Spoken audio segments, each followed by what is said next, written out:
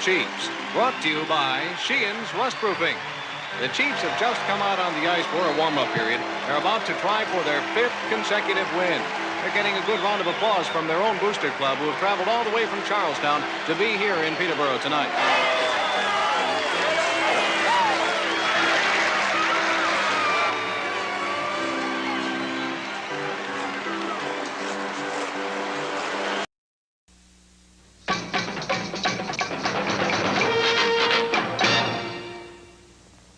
Need more energy throughout the day? Looking for a kick to your workout? RockinThatIDLife.com has you covered with delicious flavors you've grown to love in tropical fruit and mixed berry, but now fall in love with the new fruit punch and orange flavors. Try them all at RockinThatIDLife.com.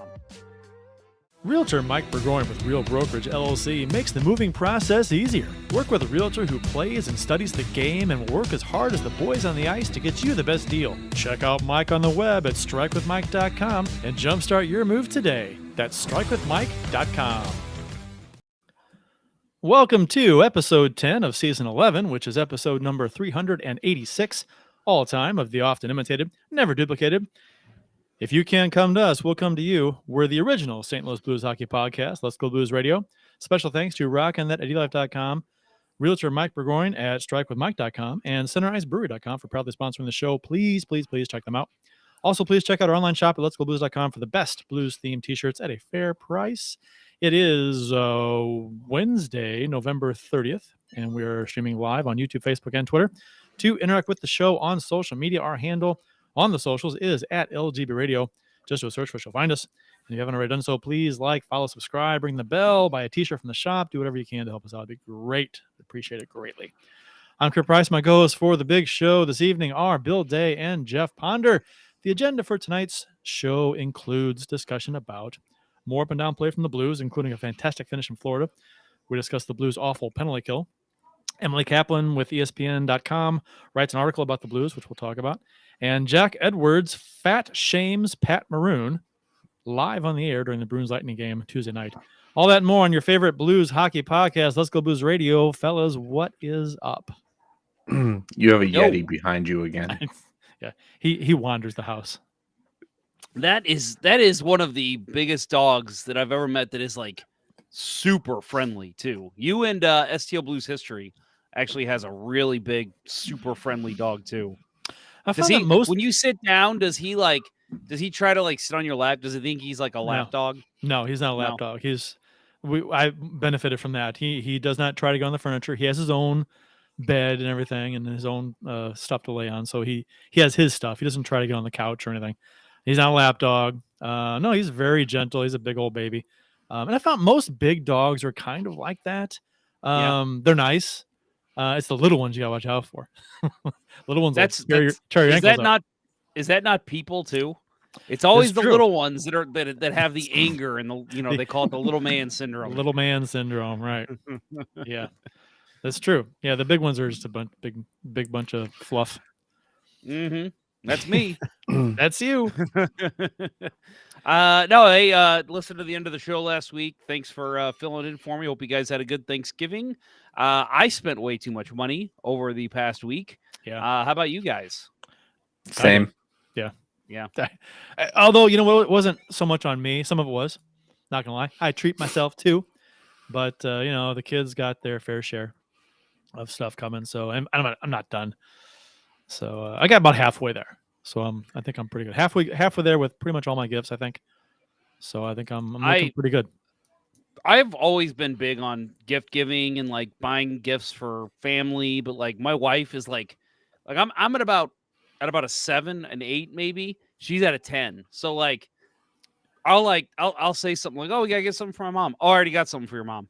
"Okay, we got to get something for my nephews." "I already got something for your nephews." Well, what the hell? What am I supposed to do? And it's just funny because it makes me feel like sit my back dad and enjoy the growing up. ride. Yeah, I know, Right. Growing up, my dad was the one, he did not do any of the shopping. Like, it was funny because I would get some kind of hockey gear and he'd be like, "Oh, wow, a new stick." And I'd be like, "You knew about that, didn't you, Dad?" And he'd be like, Yes, I did." So yeah, she makes me feel that way because I'm like, but I don't want to be that way. I want to know what people are getting. Yeah, I was shopped on the Google store. Got a couple of speakers for myself. They had a substantial markdown on their Nest speakers, which were the bigger ones. So I'm like, I got two of those. I was just gonna buy one, and then they just happened to say on the site, um, get two for stereo for like full surround stereo, room filling sound. I'm like, oh, well, they're pretty cheap. I'll get two. Okay, fine. I'm a sucker. Yep. Yeah, I only have one, but I get the stereo effect. I have, like, when I work from home, I have in every room in the upstairs where I am while I'm working. Yeah, I'm streaming music most of the day, and it's great. Go room to room and get that stereo effect. It's beautiful. Yeah, I've got speakers. I got the Google Homes in every room, the small ones, like the puck size ones, Nice. and a couple of the bigger ones, and one of the Nest hubs, the video one in the kitchen. And I've got them all linked together. If I want to stream music, I can play them on all at the same time, like you, Bill. And yeah, room to room. That's like you walk down the stairs and you pick up the sound, the music from in the room in the basement too. So it's fun. It's neat. That is cool. Yeah, my big purchase was a PS5. So I mean, that finally pulled the trigger. I've been wanting to do it the last couple years, and it was funny because we went to Walmart, we went to Target, and neither of them had them in stock.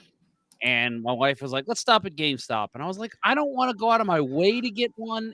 If a place has it, I'm going to get it." And she's like, "Just shut up. You know you want one." And I'm like, "Yeah, you're right." So we went to GameStop, and yeah, they had it in stock, and picked it up, started playing it yesterday, started on Gotham Knights, which is interesting. Will not pick up, Shell. Well, I already have it, but I won't get it until I get it on Christmas morning. So, looking forward to playing some NHL 23. I'm in the market for a PS5 eventually. Probably a digital version. I don't know. We'll see. I'm trying to decide when I'm gonna pull the trigger on it. Yeah, I got mine last year, full disc version. I was lucky enough to get it on one of Best Buys. I was telling that the one guy, Matt something, who was tweeting every time anybody got stock of either the Xbox or Oh, the yeah. PS5. It was great. I think it was my fourth time that I actually had it in my cart. I was finally able to get it, and yeah, it's great. Love it. But I don't have time to play. Like I bought the new Tiger Woods this year. Like they put him back on the cover of a golf game, and yeah, I've done nothing but the top golf simulator in that so far because I just don't have time right now. I was gonna say I didn't know you had one.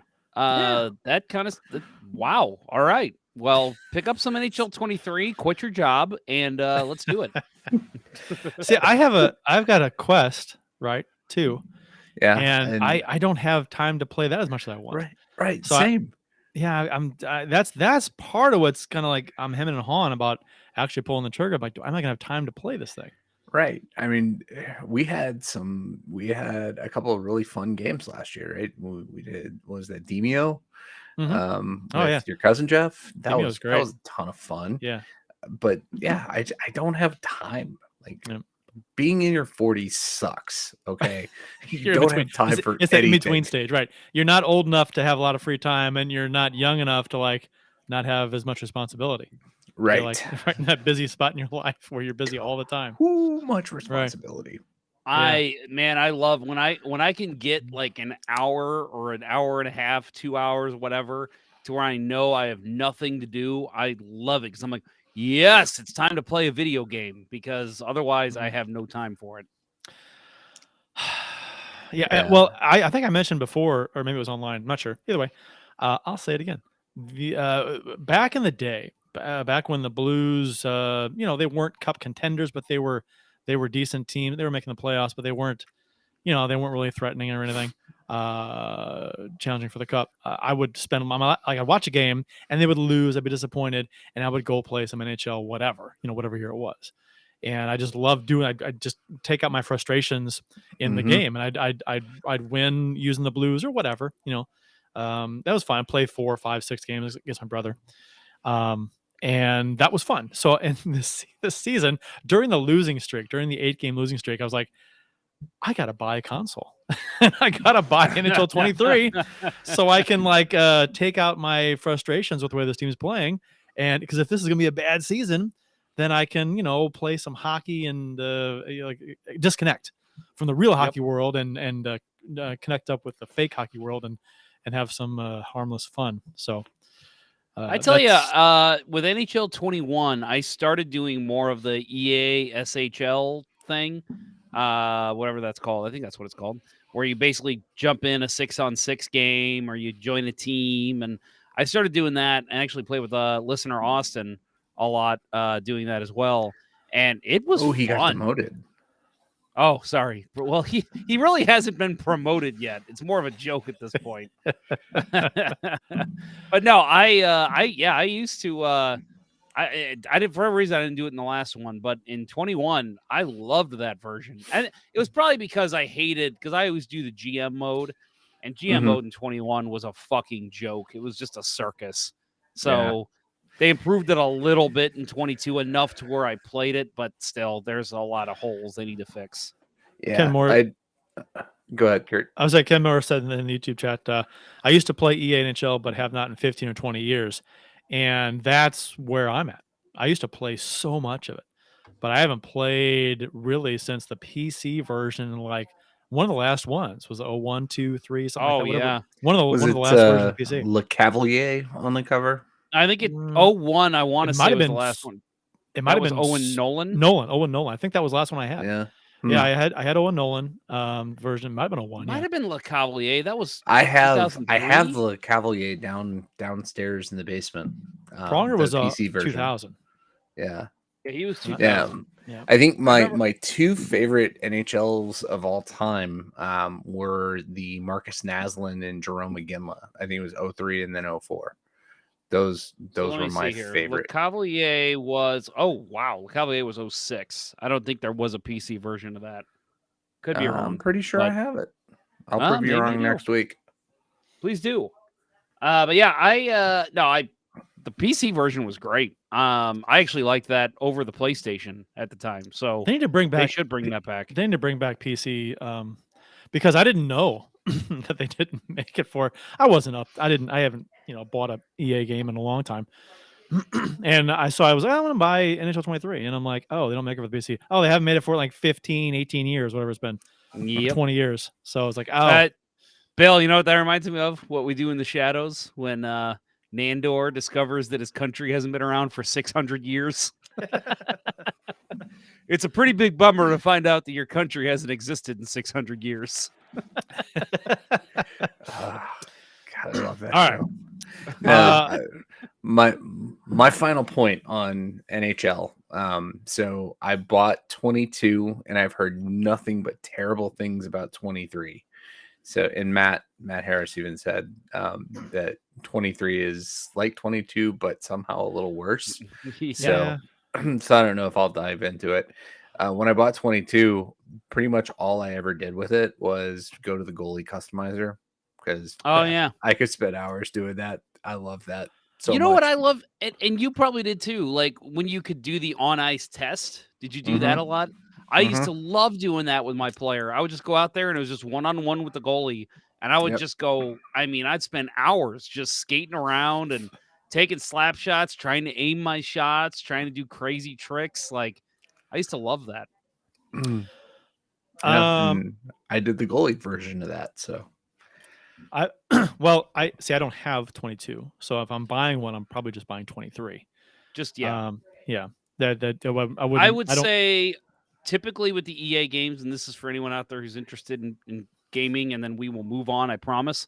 The EA NHL games always go on sale on Black Friday, Cyber Monday, and then usually I want to say the week of Christmas. Normally they're 60. Sometimes they get marked down to 35. Sometimes they get marked down to 40. So just keep your eye out. Yeah.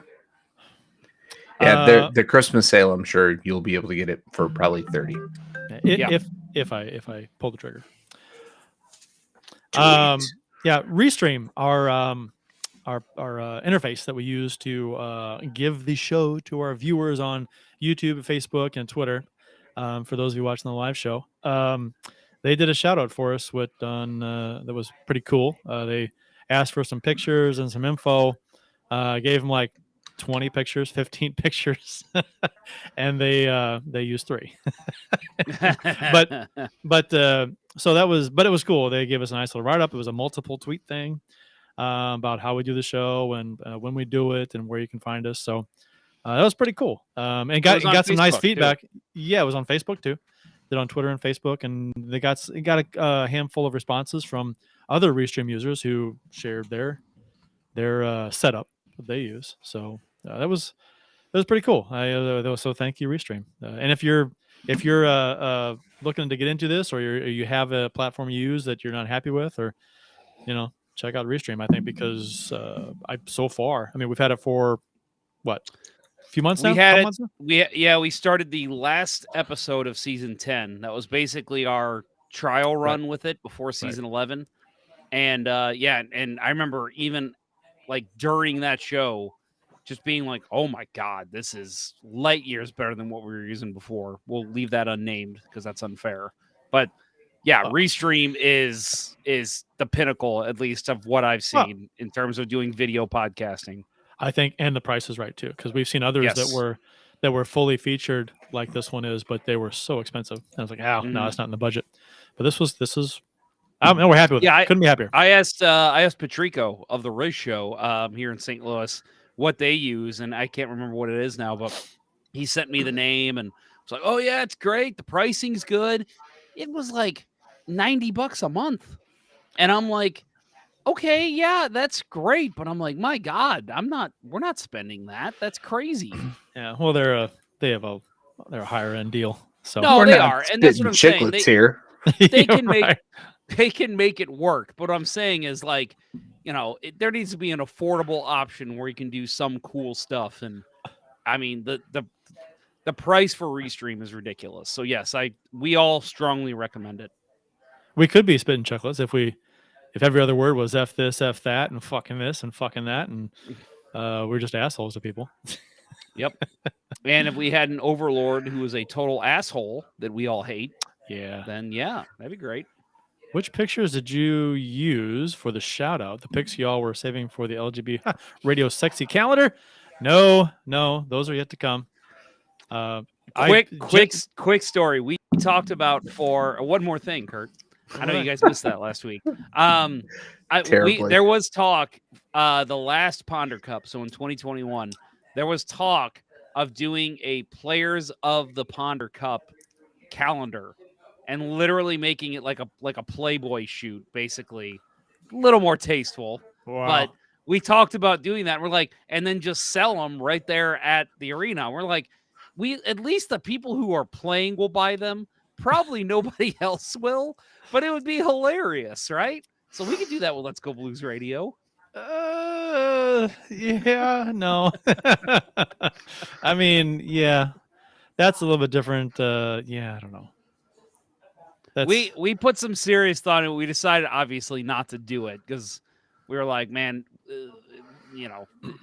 are we really going to make any money for charity doing this? Plus, will the charity even want that money? Yeah, that's tainted as dirty money. That's dirty. Somehow it is dirty money. But obviously Restream loves what we do, so they are impressed, right? So they wanted to share our show. They clearly have never actually watched the show. No. Actually, the show they referenced was one of the number of shows ago. It was just Bill and I, and they said this was a great show. There was no. I was, oh, that was, Jeff wasn't there. Oh, who's Jeff? And I'm making this up. Oh, okay. I was like, the look on your face is serious. I'm like, no, I'm totally making this up. I was like, good Lord, screw you, Restream. I was like, no, I'm gonna hurt Jeff's feelings. He doesn't get the joke. Nope, wasn't following. Official beers of episode number 386. You can follow each of us on the Untapped app. Listeners, followers, do you guys use the Untapped app? Do you follow us on Untapped? Just asking. My handle is CPrice12. Jeff says JPonder94. Bill's is Billy Blue Note 33. And what we got? Bill, sir. Oh, I go first. And I've been going first because mine's half gone at this point. Nice. And tonight Looks like an easy drink. It looks like a sipping beer. Oh, it's a sipping beer that I ain't been sipping. It's gonna be a fun episode. It's Yeah, gonna be a well. fun episode. Cafe Death by Nice. Revolution Brewing. DETH. DETH. Yep. Weighing in at 14.8% ABV. Wow, that's hefty. That's very hefty. You're- Like I said, That is the You're- Pat Maroon of beers. You're fighting above your weight class there, Bill. no, this is my weight class. Okay, all right. I trained last week, right? I trained for Bourbon County Friday. We went out and we had a great time. That was good. At Global Brew, Yeah. watching USA win the draw 0-0 against England. Yeah. And yeah, Amy was waiting for. She wasn't a big soccer fan. Didn't follow soccer. Yeah, she didn't dislike soccer. She didn't know about it. And I was like, well, just wait until a goal is scored. If the USA scores a goal, this place will go bananas. I mean, never did. Right. Never did. But still, but we still won the game somehow, even though we didn't. right. A draw against England was pretty fantastic. Right. So We held them scoreless, and their goal differential for the preliminary rounds was +7. I think that's pretty impressive. So Matt Harris is doing But- rum and Kool-Aid. Nice. Matt, now I was going to ask him about this. Matt, how do you do it? Do you mix the Kool-Aid and then with your water and then pour that in with the rum? Or do you actually just take the Kool-Aid and mix it in with the rum? The Kool-Aid powder. Yeah. Yeah. Oh, that's interesting. Why would you water it down with the water? Just put the Kool-Aid in the rum. Ah. I've tried it with just putting the powder in the rum, and Not it good? tastes funky. It just tastes weird. Huh. So yeah, I think maybe it's because I didn't put enough in. I don't know, but yeah, typically I like to make the Kool-Aid first and then put that in with the rum. Maybe you make it with like a third of the water. right. It's like a You have stronger. to use enough water to dissolve the Yeah. Kool-Aid crystals. Yeah, that's probably Yeah. it. But yeah, Good if you call. try to just mix them straight up, that's going to be painful. Nice. Mhm. Jeff, But- what you got? I know somebody who takes the little, what are the little Miro, what are those things Yeah, called? The little Those the squirt liquid pouches, flavor yeah. pouch. Yeah. Yeah, I know somebody who actually takes that and then just puts that straight into vodka.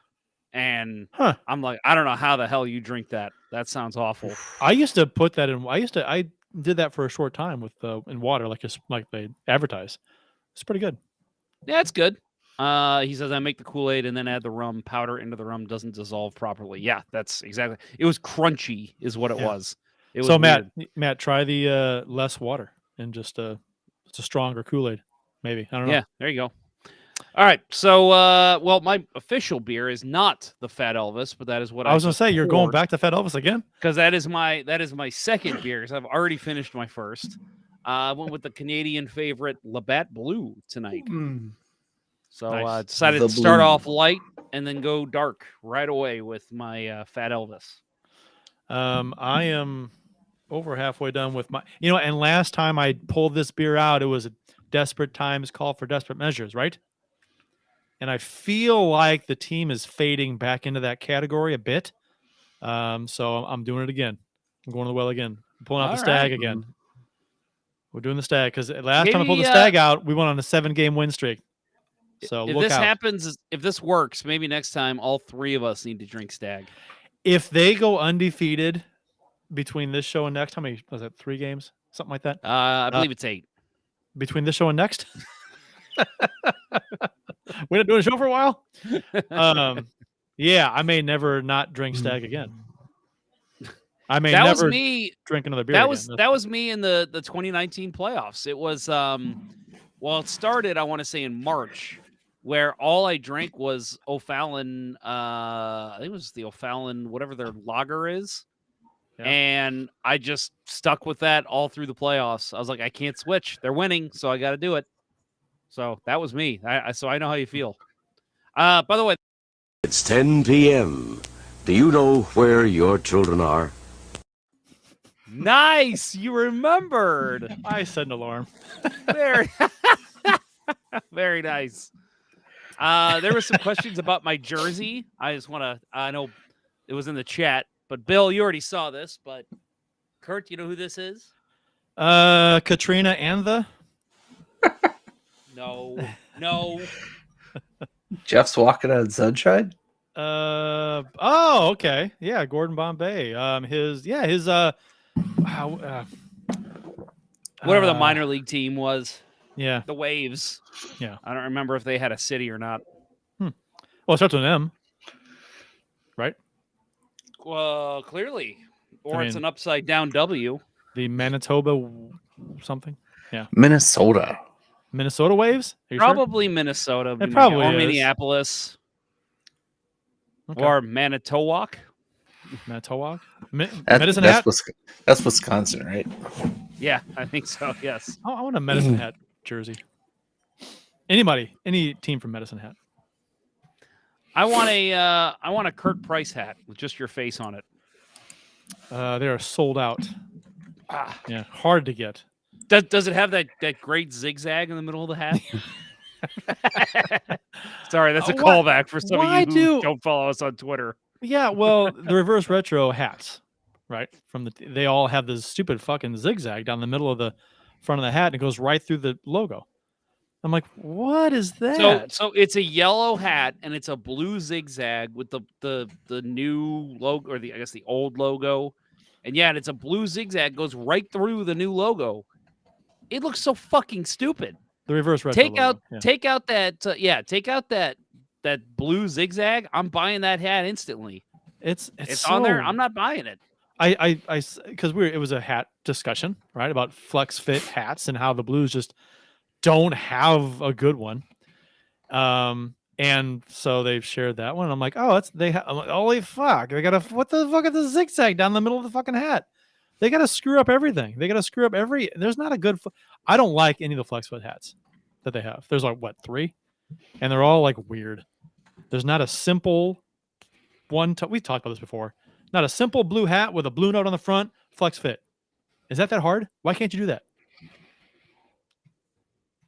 Pissing me I'm off. trying to find it so I can show it by the end of break, but I'll have it ready for that.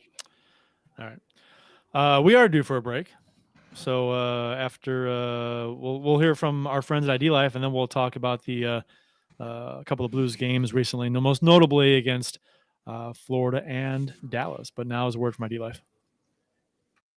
Every beer league hockey night, I grab my hockey bag and sticks and throw them in the trunk of my car. And the very next thing I do, I mix up a boost of energy courtesy of RockinThatIDLife.com. It's formulated to break up its delivery in 3 ways, which helps me get through all 3 periods of hockey. Phase 1 provides a rapid onset of energy, concentration, alertness, and motivation. By period 2, I'm receiving a dose of sustained energy, increased focus, metabolism, cognitive function, performance, and feelings of well-being, which I need with the way I play. In Phase 3, I'm getting fatigue protection without jitters and crash, an elevated mood, and a reduction of fluid retention to help me make the big play when it counts. This same triphasic approach helps me when I drink it during work hours or simply just for a pick-me-up when I need it. Try one of the 4 energy flavors by visiting RockinThatIDLife.com, but make sure to email Dustin at RockinThatIDLife@gmail.com and tell him Let's Go Blues Radio sent you to receive an additional 10% off your order. That's RockinThatIDLife.com. There it is. There it is. Jeff showing the hat. Yeah, it that's looks the like it's new cracked in reverse 2. retro. Right. I don't understand get it. Like you don't need that. What is that symbolizing? Why is that there? Take that out, and I am buying that hat for $34. Okay. I've worked with logo designs a lot in the past and logo restrictions, and people are very picky about how their logo is used. You have their rules and where you can use the logo, what can go around the logo, how close something can be to the logo. But I assume the Blues have these kinds of rules, but not with this thing. This stupid zigzag thing just runs right through it, and it's just bad design. I'm a designer, And I hate bad design. It's a fucking bad design. Why? Why do that? I don't get it. Kurt, do you get the reference here by Matt Harris? Jeff, Jeff, don't forget to set your jersey from Mumbo to Wumbo. No, that would be a SpongeBob SquarePants reference. I know because I have a son who loves SpongeBob. Just a hilarious reference. Good job, Matt. I appreciate that. I enjoy SpongeBob. I'm not familiar with the reference though. Well, it's because you have it set to Wumbo. You have to set it to Mumbo. Apparently. It's kind of lost on me. Those of you SpongeBob fans who get that are laughing right now. I don't get it. I don't get it. All right. So after 7 straight wins, which came after 8 straight losses, the Blues have now lost 3 of 4. So, which started with a 6-2 loss to Buffalo. Burn it down. Yeah, burn it down, Kurt. Which was a game that I thought the Blues needed to have because Buffalo was struggling. You know, after a nice start to the season, they were falling apart. But they had just come off a 7-0, 7-2 win against Montreal, Bill, the night before. Yeah. Yeah. Yeah. It was a stomping of the Canadians. Right. And so I thought, oh, okay, well, they played the night before. They're struggling. We should be able to, even though they played well against Montreal, should be able to get a win against Buffalo. No. This snapped the Blues win streak at 7. This you said this was one you felt like they needed. I was actually, we talked about this in another, I don't remember what the game was during the 7-game win streak, but I felt like this was a trap game. It was a Chicago game I was thinking of. I felt like this was another trap game where it was Blues are flying high. Yes, Buffalo just came off their losing streak, but I was like, I could see them coming in the day before Thanksgiving and just laying an egg. And that's unfortunately what happened. But I wasn't just overall at the end of this game. There was some bad looks by the Blues. I wasn't that upset after this loss. Right. But I wasn't upset after it, but I think what I was trying to say is that with the games coming up after this one, this would have been nice to get 2 points in the bank because we had 3 really tough games coming up after this with Tampa Bay, Florida, and Dallas. So I was like, okay, just get the points while you can because I think I even said last show, we're probably going to lose 2 out of 3 against Tampa Bay, Florida, and Dallas. So and to bitch about NHL scheduling real quick. That's what I hate about the California trips, right? Like when Anaheim and LA were good, you got them back to back all the time. And it's just like, come on, NHL. Like this is where the 2-game series with every team would have benefited other teams because maybe you're getting a back to back, both games with Anaheim, both games with LA. Same thing here. Tampa and Florida are both very good teams now. And a lot of teams are traveling down there, especially Western Conference teams, and are traveling down there and playing them back-to-back. Like, that's brutal. Like, that is a tough task for any team in the NHL. And for the Blues coming off a loss to Buffalo, having to go down to Tampa and then Florida, I mean, you're just asking. If you lose that first game, that's an easy 3-game losing streak. Yeah, I didn't like going into Buffalo the night before Thanksgiving and knowing you're going to be on the road.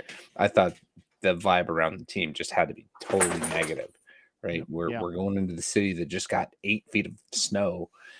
You know, there are some good bars here and that, but is that how you want to spend Thanksgiving, right? Well, you just had your mom's trip too. You were just around family for a week. Yeah, I felt like it was going to be a letdown game, and it was. Buffalo scored 5 unanswered goals after Bushnevich tied the game at 1-1 early in the second period on the power play. Bushnevich also had a goal taken away after video review showed Tarasenko was offside in his own entry. Kind of a bad miss by linesman. This was clearly offside. Yeah. Annoying that he missed it because. And that's one of those where they scored and you're like, okay, here we go. And I think Darren Pang even said like the bench was up, they were all excited. Yeah. Game was back in reach, and all of a sudden goals wiped off the board. Yeah, it's zaps your such a killer. zaps your momentum Yep. that you had. So I mean, whatever. Not a good day for the Blues. PK penalty kill, allowing 2 power play goals on 3 times shorthanded. But silver lining, Tage Thompson, the same Tage Thompson that was part of the notorious Ryan O'Reilly trade, had 0 points in this game after coming off a 4-game point versus Montreal the night before. So we still won the trade. One hell of a move though he made in that game. Holy shit. Jesus. Yep. For a big man, that guy is fast and slick. I mean, Yep. God, just all the games that I've seen him play this year, he's made some kind of move that's just like, you're too I big to remember make that move, kid. when he came up with the Blues, we kept saying, and it wasn't just us, it was all Blues Nation, everybody, probably even the coaches. This kid has a great shot. Like this kid fires the puck. That's what we need, but he can't skate and he doesn't have the hands at the NHL level. Oh man, did he improve in both those facets. Quick skater, excellent hands. During the Buffalo game tonight, Buffalo and Detroit, they talked about how they spoke with Tage Thompson, I assume before the game, and he was talking and telling them that his coach that he has now is gave the first time in his professional hockey career that or in the NHL, I guess, that his coach showed real what's the word, trust in his abilities, or thought he had it what it takes to make the NHL. So really, to me, that's a pretty big knock on Mikey O because that's the only other head coach he's had in the NHL. So yeah, right? well, but we can all agree that guy's terrible. Plus, his conditioning coach is Jeff Albert. He worked on changing his positioning. His stance is different. Oh, is that not? I'm sorry, wrong sport. Wrong sport. Wrong sport. So say what? No, I mean, harping on the Mike Yo wagon again. Yeah, I mean that guy. I still don't understand how he still has a job in the NHL. I don't get it. Well, and I mean, it's probably for the best that he didn't evaluate Thompson properly or whatever. Didn't give him the vote of confidence that Thompson maybe needed, because that was his ticket out of here, and we got O'Reilly and we got a cup. So Buffalo had the pro scouts who obviously did tell forgot his name, the GM at the time who made the trade. Kevin Probably Adams. did tell him. No, Kevin Adams, current guy. Kevin Adams is their current GM. Botterill? So it was Botterill. Yeah. He luckily the pro scouts at the time had, I guess, scouted him enough and knew, like, this kid's got it. Like, go get him, trade him, trade them whatever you want to get him. And yeah, like you said, Kurt, Blues get a Stanley Cup and a Conn Smythe winner out of it. So I will make that trade 100 times out of 100. Sure. Yeah. And it's interestingly enough, Money Pucks deserved a win-o-meter, had the Blues deserving to win this game. 56.7% of the time they win when this game was simulated using the advanced stats that they take 1,000 times. They won 56% of the time. Just like Kurt Price said to Greg Wyshynski on Twitter once, watch the games, Jesus, because I watched that game and I will tell you the Blues did not deserve to win that game. No. We have a deserved a win meter for each of the games we're going to talk about. It's almost like it's throwing darts at a dartboard blindfolded. Again, I love this stuff. I love it. I do too. Look at it after every game, and I always enjoy what it says. And half the time, I agree with it. Well, probably more than half the time, I agree with it. Sometimes it's just flat out wrong, and this is one of those times. And I think this is not one of these times. The 5-2 loss versus Tampa Bay. Yeah. The deserved a win-o-meter in this game had Tampa Bay heavily favored, 64.5% to 34.6 with 1,000 simulations. The Blues only win this game 35.6% of the time, which is probably about right, I guess. Blues out 3 goals in the first 8 minutes of the game. Came back with goals from Buchnevich and Kyrou to make it interesting for a little bit. Then for maybe a minute, right? Hagel scored a backbreaker in the second period, 18 seconds after Kyrou scored to get the Blues within 1. That goal sucked. That goal was just, 18 seconds after Kyrou scores, and you make it 3-2, and then you'll make it 4-2. It's like, Well, and tell me this, if this doesn't sound familiar. Blues have a rough start to the game.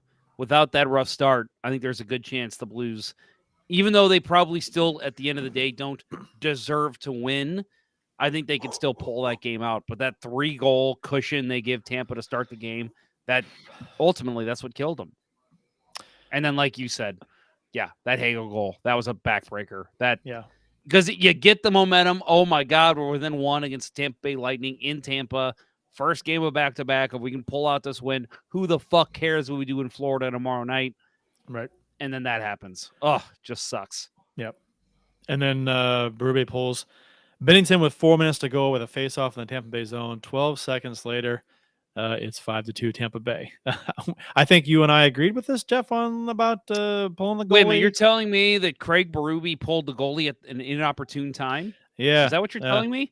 Yeah. I am shocked. Yeah.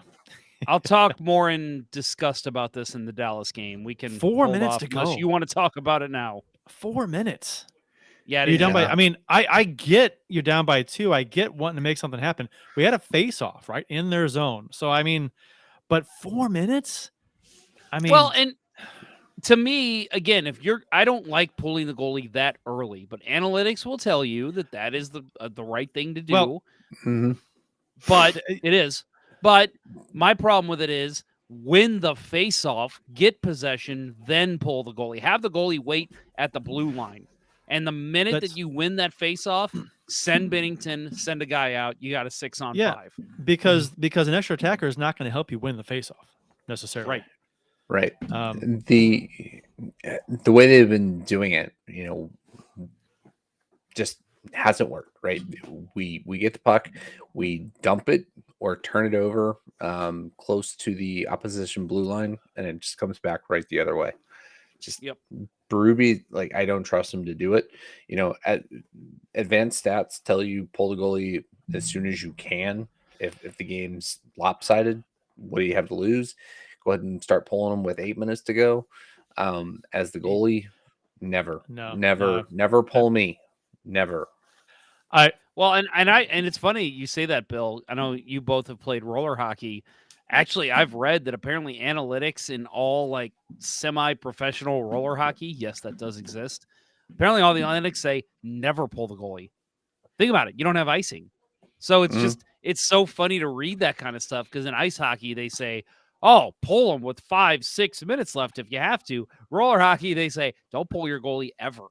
Just let it go 4-on-4.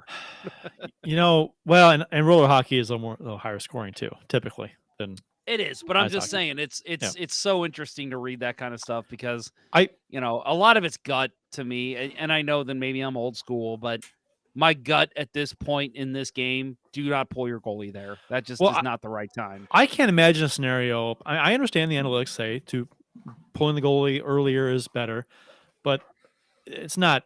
There is a line that you can draw. There is a line that says it's too early, but I can't imagine a scenario in which my team is down by 2 and I pull the goal with 4 minutes to go. Not with 4 minutes. I won't do it. I mean, 3, yes. 3 1/4, yes. But 4 minutes is that's too much. And like you said, Jeff, I think if you want to pull him that soon, you win the face-off game possession and then make the quick change. I think that's the smarter way to do it if you want to pull him early. And it didn't. But both times that we're going to talk about pulling the goalie, there were issues with it. But so this was not a good game for St. Louis.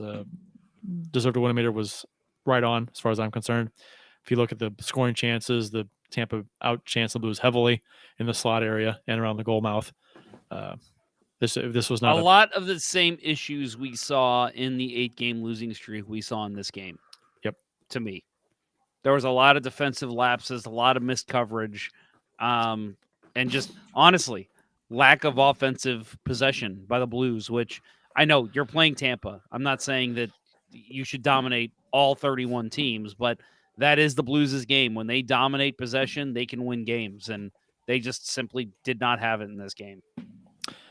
They had a 5-4 win at Florida, which was not the score I expected after the first 2 periods of this game, because I want to say, Jeff, that you were doing something else and you saw the final score, right? So yeah, real quick. Yeah. So that night we had already made plans. My wife and I, you have to buy them in advance. We had never gone and seen the brewery lights out at Budweiser Brewery, so Anheuser-Busch Brewery, and so we decided to go out there. And I said, you know what? Good chance the Blues get shit kicked here. Let's just, I'm not even going to watch. I'm not going to pay attention. We went to Hodak's before. I don't know if you guys ever been there. Great place. Fried great chicken. Some of the best chicken in St. Louis you'll ever eat. So we went Fastest there. chicken in the South. And they had the football game on the TV. And Jessica was like, let's ask the server if he'll turn on the Blues game. And I looked, and it's 3-0 in the first period. And I'm like, no need. Nope. I'm good. I was like, I don't want to be pissed off tonight. Let's just forget about the Blues tonight. And so we ate, we went, we did the brewery lights. Last time I looked, it was 3-1. And so I was like, I'm sorry, it was 4-1. And so I was like, I'm not going to even look. I'm not going to even look till we get home. And so we're driving home. It's like 9:30-ish. I'm driving home. And there's a billboard that they always have, like the Blues or the Cardinals score right at 2:55 and 55. And so we're passing that. I didn't even look up at it. Jessica looks up and goes, oh my God, they won. And I go, what? And she goes, look. And she pointed 5-4 Blues. I'm like, that's got to be wrong, right? There's no way that's correct. Yeah, I think I told you don't watch the first 2 periods because they were terrible. Yeah. It was more of the same from Tampa Bay. This game started out the same way. Florida scored 3 goals in the first 8+ minutes, almost identical to what Tampa Bay did to us in the game before. And then we scored a goal after that to make it 3-1. It was the same pattern. But I don't know. Lundell scored the only goal in the second period when it was 3-1. He gave Florida a 4-1 lead heading into the third. And then the Blues came to life in the third, scoring 3 goals in 8 minutes on goals from O'Reilly, Kyrou, and Tarasenko, and almost scoring a fourth with O'Reilly on the doorstep with a loose puck, sitting there with an open net to take the lead in the final minute or something. But minute Florida 40, I believe. But I could be wrong. And Florida had bodies there and tied everything up, and O'Reilly couldn't get a stick on it. But it was behind him. The puck was there, laying like a foot or two from the goal line, and it's just I was sitting there with my daughter. And I'm like, oh my god. I mean, obviously it doesn't Amy, matter. sorry, Amy was there. At the end of the day, the Blues pulled out 2 points against an Eastern Conference team. But at the same time, even though the Florida's an Eastern team, it doesn't matter for the playoff picture for the Blues. How nice would that have been to not even let them get a point in a game they had a 4-1 lead in? No kidding. Oh yeah, totally would have demoralized them. Yep. Yeah. I kind of had I didn't watch the game at least Saturday night. I didn't. I was working in the garage, so I had it on the radio, streaming it, and I was too lazy to turn it over. The NHL.com just picked the Florida feed, though I guess that was the default feed. So I was listening to the Florida feed of the game. Fun. I'm like, okay, that's not too bad. So listened to it, and it's by the time I got to a stopping point with that, it was 3-1, I think. And so I went, cleaned up, was going over to some friend's house to bring some of that Bourbon County that I bought and share with some friends. And so I got in the car, and I'm like, I got in the car, and the Blues had just tied it. Like, it's about a 15-minute drive. So I listened to Kerber and Vitali call the winner. And on the way over to my friend's house, I'm like, that's just amazing. Yeah. So soccer, is on Premier League's on a hiatus. That's usually what I do with my Sunday mornings. This Sunday morning, I sat and I watched the third period of the game. I really did fast forward through most of the first. Honestly, probably because I do this podcast, and I'm not shaming you for this, Bill. I decided just to watch the whole game because I'm like, you know what? I want to see where the lapses were too. And so, yeah, they look like a completely different team in that third period. Mm-hmm. I mean, the first 2 periods I watched, and I'm like, I would have been sitting here MFing this team, fire Berube, fire O'Reilly into the sun. Not really meaning it. Calm down, Bench everybody. Parayko. But bench Parayko, bench everyone. Like literally just have Bennington out there for the third period. Like I would have been irate. I know I would have. And I was even a little irate after the fourth goal. I'm like, come on, guys. What the fuck are you doing? Play your game. Even though I knew the outcome. So it was interesting watching that on replay. But yeah, I mean, This game, that team, they came out in the third period and holy shit, they were a different team. this game is like a microcosm of the Blues season so far. Yeah. You know, they just two different teams in this game. It's crazy, and you people, and this game was also had the responses and the comments online about how the comments have gone through the season. You know, people bailing, jumping ship on this team after 2 periods. You know, there are people saying, "Are you ready to admit this team's not any good yet?" And they come back and win this game, win the game. Yeah. It's like I understand they played a really shitty first 2 periods, but this is why this is sports. This is what sports can do. Sports are a goofy, crazy. You don't give up on a team too soon. Now you can give up on a team. I'm not saying you can't, but there's too soon to give up on teams. And the way that this team has gone back and forth this season, and even within the same game, like they did against Florida, it's going to be a while before I abandon ship on this team at some point in the season. It's going to have to be a while because. But what concerns me, and I want to ask you, Kurt, if you agree, the concerning thing for me is oh man, I might be making this word up. The bipolarization of this team. Like the fact that it is like night and day between games, sometimes even between periods. And it gets into the title of this episode, right? Like, what is the Blues identity? Like, does that concerns you, right? Like, that's got to concern everybody a little bit. Absolutely. I was talking about their lack of identity weeks ago. You know, I didn't know this team has not defined who they are yet. You know, what is a good game for this team? What are they doing well? And have they done that well on a consistent basis to be labeled as that kind of a team? They haven't.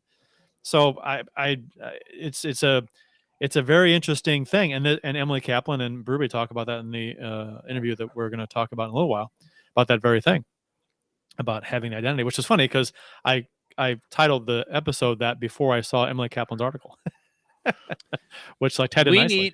You know what would have been awesome is if we would have got, I don't know if she's doing a game tonight, but if we would have gotten Emily Kaplan on to talk about that article. That'd have been great. Way to go, Jeff. What are you thinking? Yeah. You're the go-getter for that kind of thing. It's on you, Jeff. I know. Do you think you can pull that one off? She's the worldwide leader. I actually think I could. It's just a matter of what you have to give up to do it. What's it going to cost you? Not quite. What's it going to cost you? Send her a friend of the show shirt. What if she said, I will come on, but you have to send, she's like, I got a rare item I want a Waves Gordon Bombay jersey. Like, okay, deal. Nice. No, it's just a matter of having the time, like figuring out a time when she could do it. But right. I think we could probably get her on. We should. She's great. I know that she's caught flack over the years, and we'll talk about her in a little bit, but in her article, but I think she does a great job. I love what she does. Yeah. I mean, she and Wyshynski were basically, brought on at the same time when ESPN was revamping their hockey coverage a couple of years ago, and her content is always like her, and she delves into the game. She goes to the game. She's in between benches at some of the games, right? She gets into it, and that's she's a real journalist, right? She is like she does journalism the right way, and I hate to say it. And I'm not saying Wyshynski's not a real journalist. He's just he's stuck to the blogger mentality that he's always had, right? The blogger persona. Mm-hmm.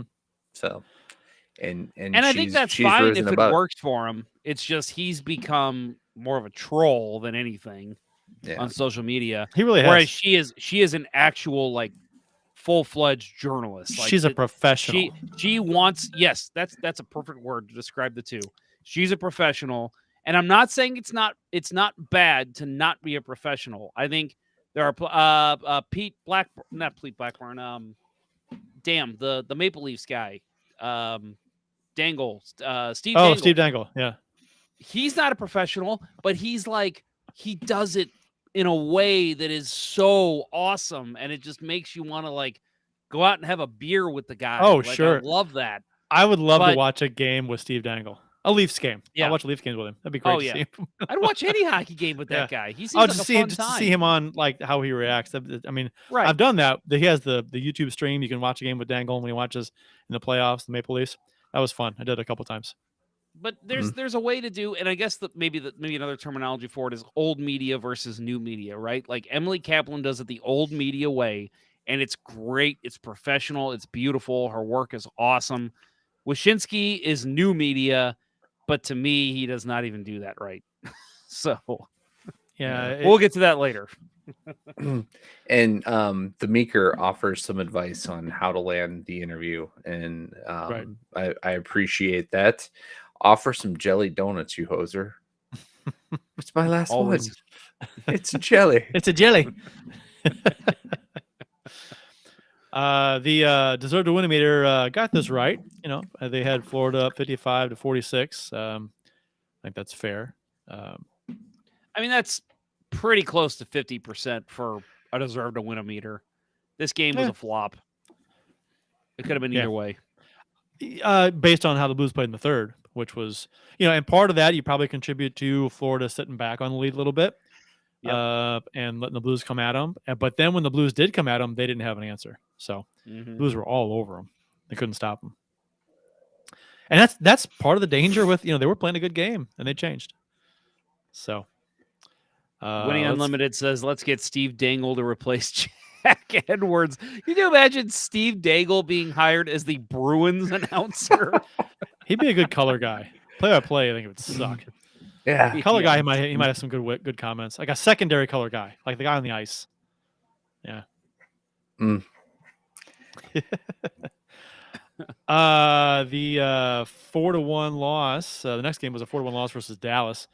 Dallas came into this game on top of the Central Division. No Robert Thomas in this game, which hurt, especially on the faceoff dot when we were only 36% on the faceoffs in this game. I think to me the 4-1 final score wasn't really indicative of how the game went. I thought and you feel free to disagree with me if you like, but I thought this was a good game. I enjoyed this game. Pretty clean game, pretty even game mostly. No, one power play for each team. No one scored a power play goal.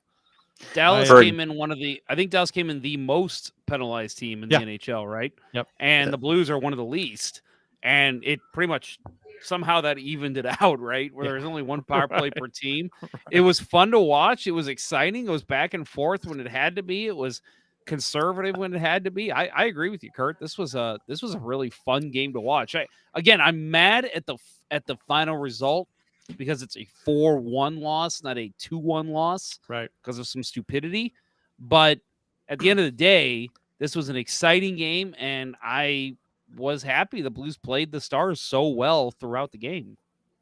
Yeah, for a game involving Jamie Benn, it was pretty clean. Yeah, that's kind of hard to do. Yeah. No curricular stuff. Yeah.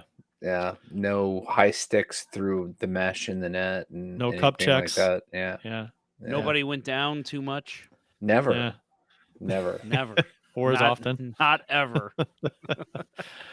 Yeah. No, it totally didn't feel like a 4-1 game. Right. And it, again, right. We talked about it before. The polling the goalie, right. Can't get that right. Right. That was bad. I thought we didn't have control, tried to dump it in, and Miro Heiskanen just grabbed it and deposited it. It wasn't a good dump either. It wasn't deep enough. It was a bad dump. It was yes, two things to that. So first, I called out Berube on Twitter because I feel like, dude, the dump and pull the goalie I hate that as much as the face off and pull the goalie, maybe even more. Well, you don't have 'Cause possession. You don't have possession. You're not. yet, so You don't have Yep. possession. And Yeah. and listen, when your goalie's pulled, and maybe this is, the NHL is a tough league to just break in from the blue line. But like to me, dumping in with a pulled goalie or as you're pulling the goalie is a last resort. You need to find a way to carry that puck in and make sure you have control. And I mean, so first of all, they dump the puck in. Binnington skates off to the bench, and then Heiskin. It's a bad dumping, goes right to the Stars' defense. I mean, pretty much on the tape, and it's just overall, yes, Barbashev bad dumping, but at the same time, why the fuck are you pulling your goalie there, Berube? Come on, man. At least wait for it to get deep and then pull him. Yeah, Like it to wasn't. dump him on the to pull him on the dump in. Come on. If it were a minute to go, a minute and a half, and you've got to get him off because you really need that extra guy to pressure, and you got to hope that the dump is good and you get possession. You gamble. I get that because you're running out of time. But there was 2.5. It was what, just under 3 minutes to go when they did that. So it's like you had plenty of time to make sure the dump was good and you got possession. You weren't like under the gun with a minute and 20 seconds to go, a minute and a half or 2 minutes. Agree. Yeah. Agree. You get you get a clean dump. God damn it. I'm a child. You get a clean dump. You get a perfect double tapered dump. Thank you, George Brett. Thank Right. you. Yay, you got the reference. You get a clean one in there, and then you send in your 3-4 checkers. You make sure that's when you pull them. And to me, again, and again, this is more on Barbashev. I feel like Barbashev was red line dump, and it was just at the very least try to skate in. If you don't, curl it back, bring it back to your D, try to set up a play in the neutral zone. If it's not there, then you dump it in. And then once it's deep, at the very least, that's when you pull your goalie. But to me, like we've said all along this episode, get possession. Possess it in the offensive zone. Then you tell Binnington to come. Yeah. Agree. A friend of mine who's a Stars fan is watching the show, and he texted me and said exactly that. Maybe think about controlling neutral ice before you do it. Right. Yeah. And it's Sure. It totally apparent that Berube and Barbashev were not on the same page. Right. Barbashev, I think, based on where he tried to put that puck, didn't think Binnington was coming off at that point. Yeah. But I also that's think a very good point. That's a very good point. I haven't thought about that.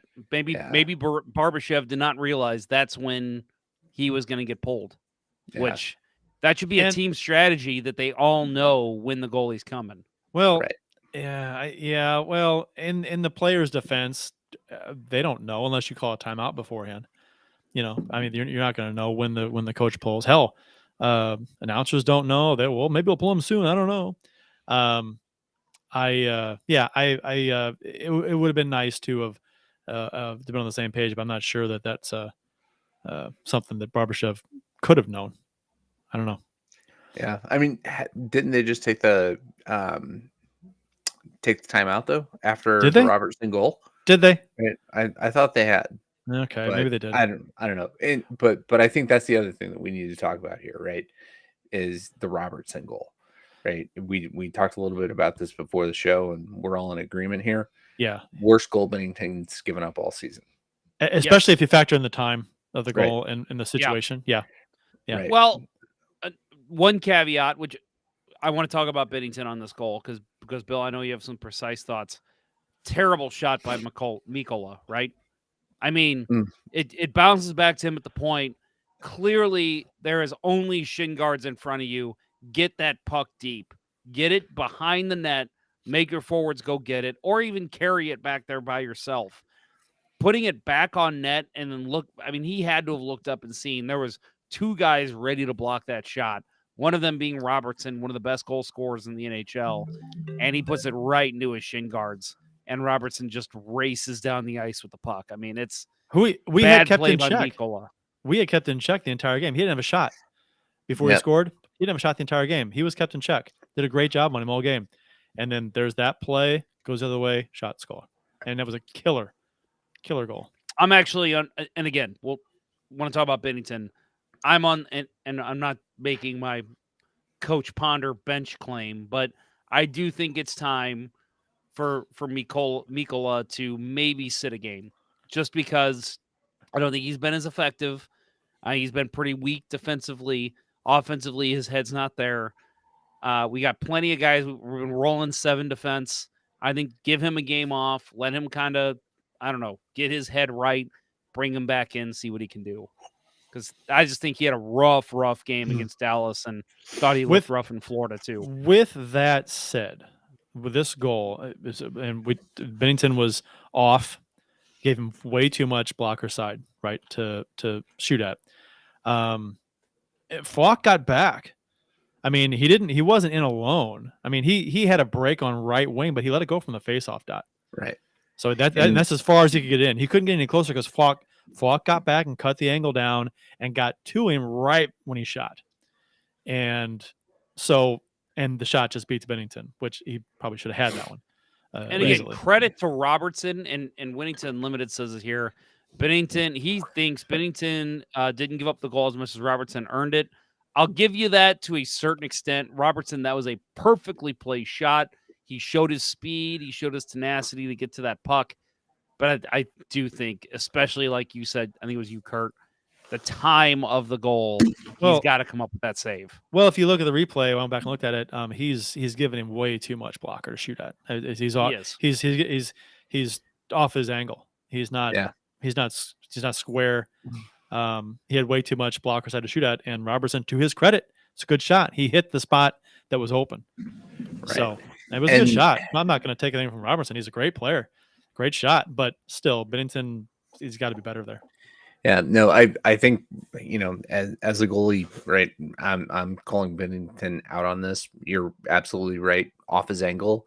I think it is, a reaction to Robertson's speed. I mean, the guy covers so much ground so quickly. It's kind of worrisome to me that a pattern's developing on Bennington, and that's, the shots have all been pretty damn perfect, but go back to the Colorado game and 2 goals placed just inside the post on the blocker side, right? And that's exactly what Robertson did. He had a book, he took a shot at that spot, and he hit it, right? And I am not faulting Bennington for the loss or for the loss in Colorado, but maybe that's part of his game he needs to work on and clean up. Well, let's look at the weaknesses that you think Bennington has. Okay, there's that as a possibility. I've always thought he's been slow post to post, like on guys that come wrap around, go behind the goal and find the other side. I thought he's always been slow getting across every time. He's had that defenseman. Rice. What's that? And then we signed Thomas Rice, who makes Bennington look like Usain Bolt going post to post. Often defensemen are bailing him out. They're coming to cover the far post. So that's. I mean, if you ask me, didn't we just see that with Rosen like 2 games ago? Yeah, I think so. But that's always been my knock on Bennington, even when in 19 when he was on a tear.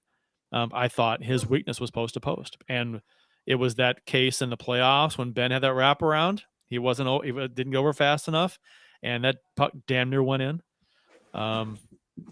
So that's what I think of initially when I think of a weakness that Bennington has is his post to post play, going crashing against one post and having to get back across the other one, especially on wraparound plays. Seems slow. Yeah, I mean he is slow post to post, but he seals down low, right? And that I think is a difference between him and Grice. Grice is slower and takes him longer to seal everything off at the bottom.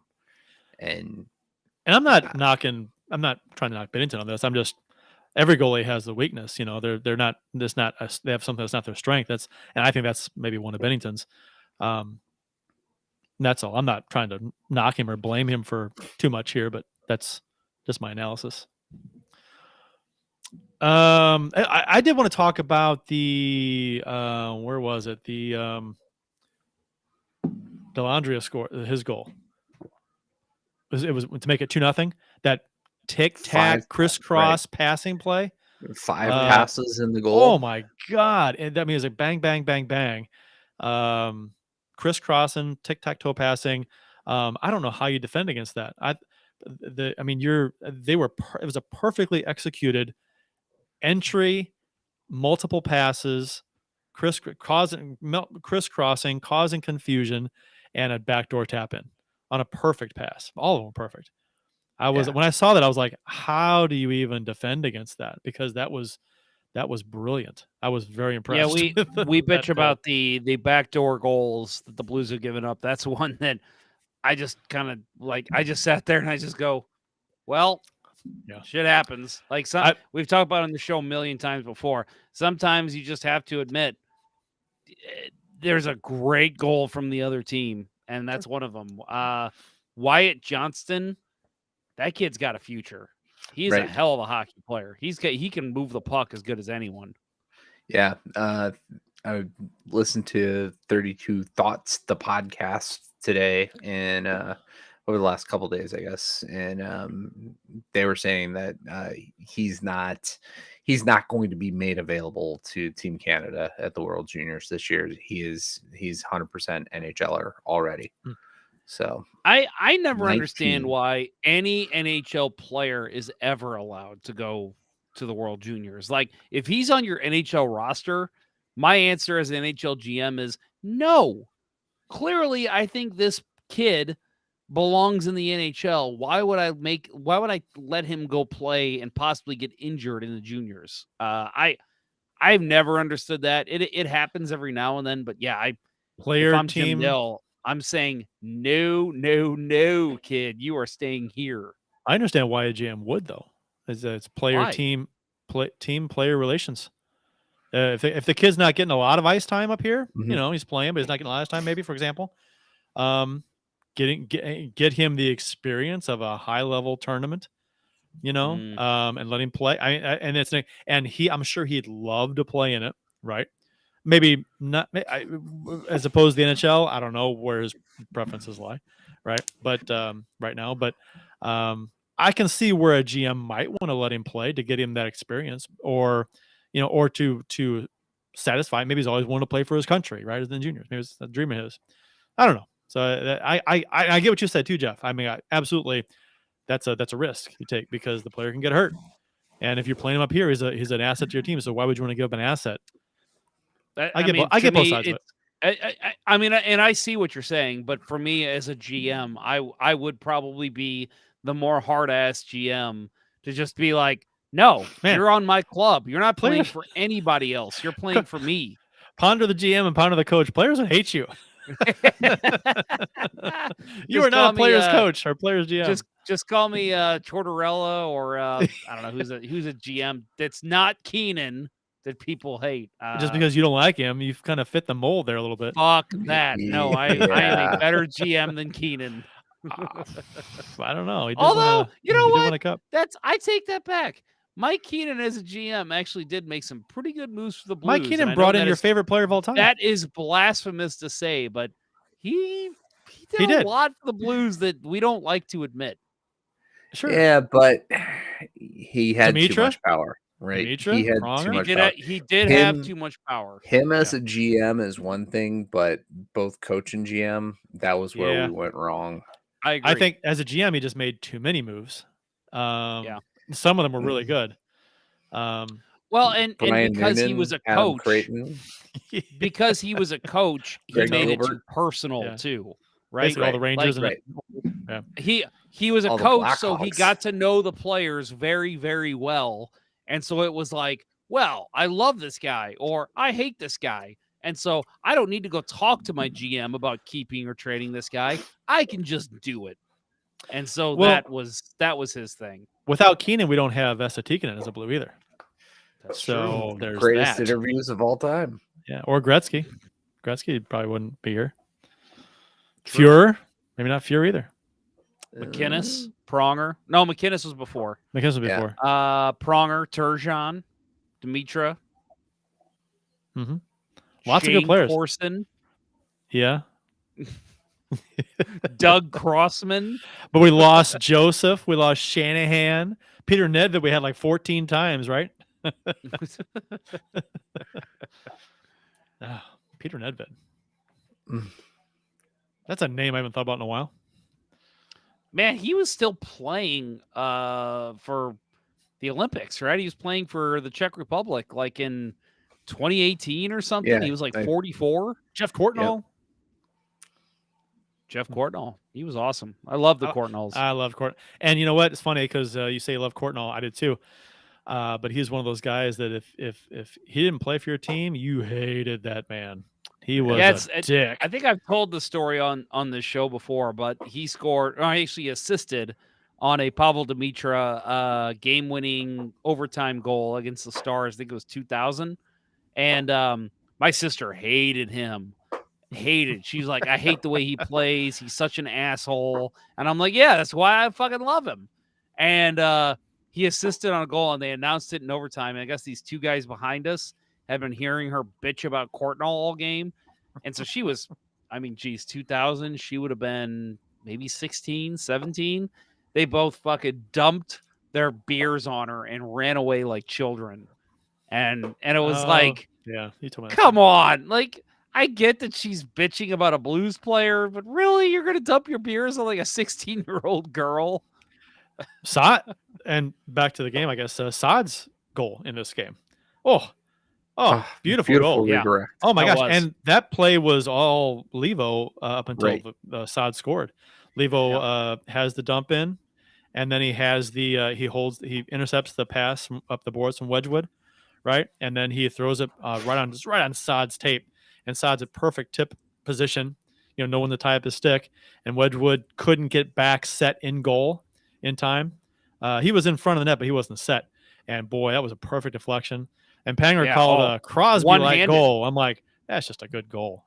Yeah, that's a one-handed tip. That's impressive. With it being a Crosby type goal. Yeah. I didn't get. Crosby does amazing things, but I'm like, no, come on. It's a goal scorer's goal, is what it is. It's a beauty goal. Yeah, that was beautiful. Beauty fish. And while we're talking about beautiful plays from this game, I'd be remiss as the goalie if I didn't say that.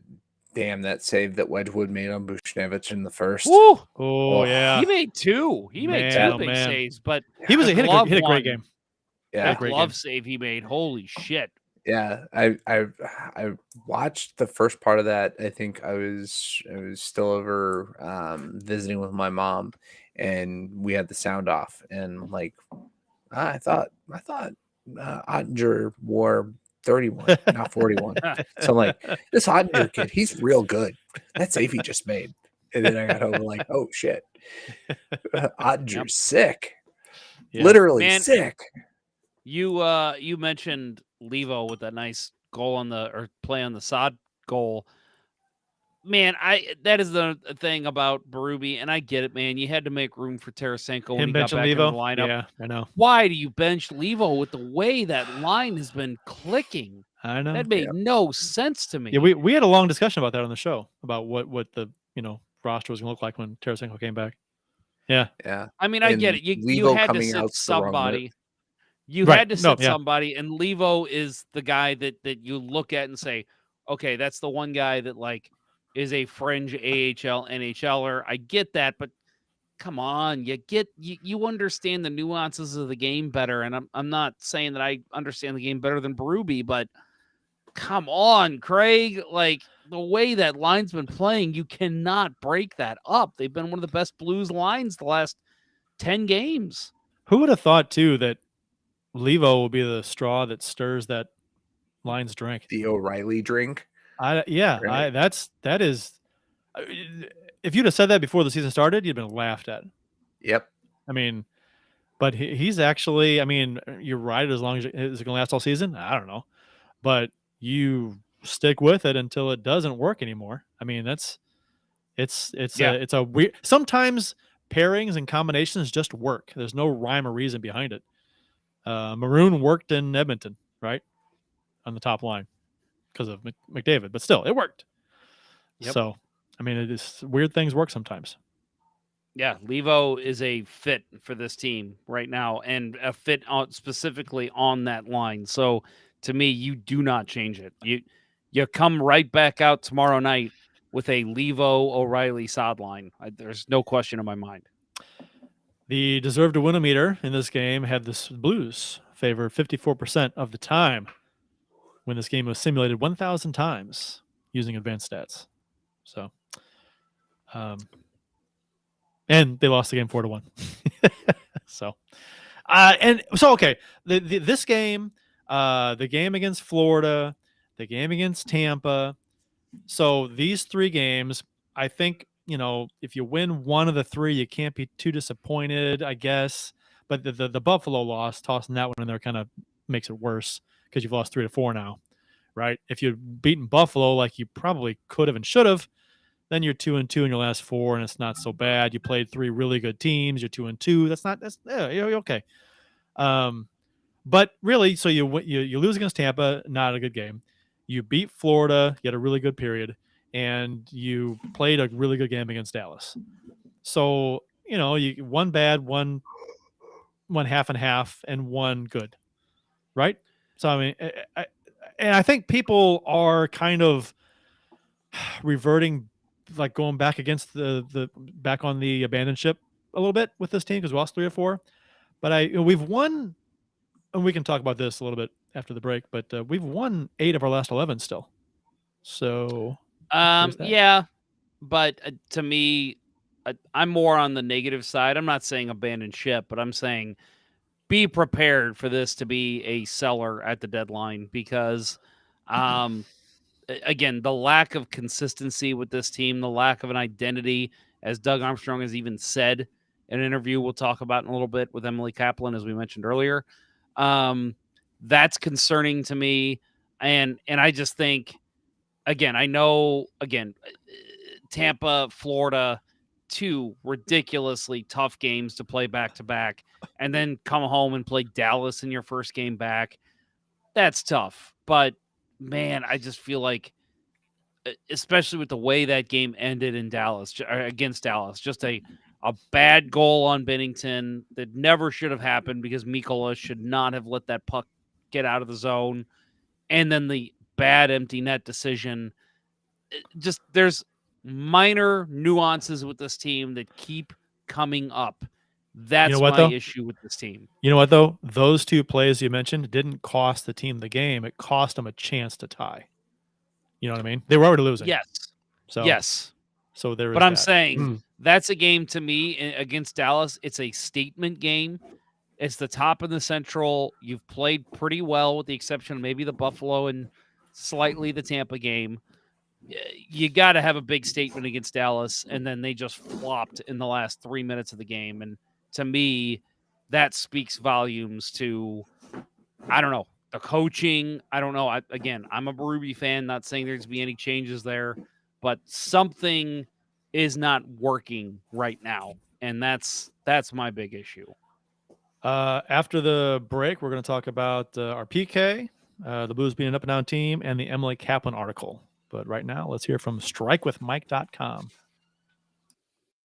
A magical 2019 playoff run, I was in the midst of buying my current home. Every time I spoke with my realtor, obviously, home buying was the discussion. But in the back of my mind, I couldn't stop thinking about what was destined to happen for our St. Louis hockey team. If only there were a realtor who could have walked me through the process, held my hand when needed, but was there to be a sounding board when I wanted to complain about a certain hand pass goal.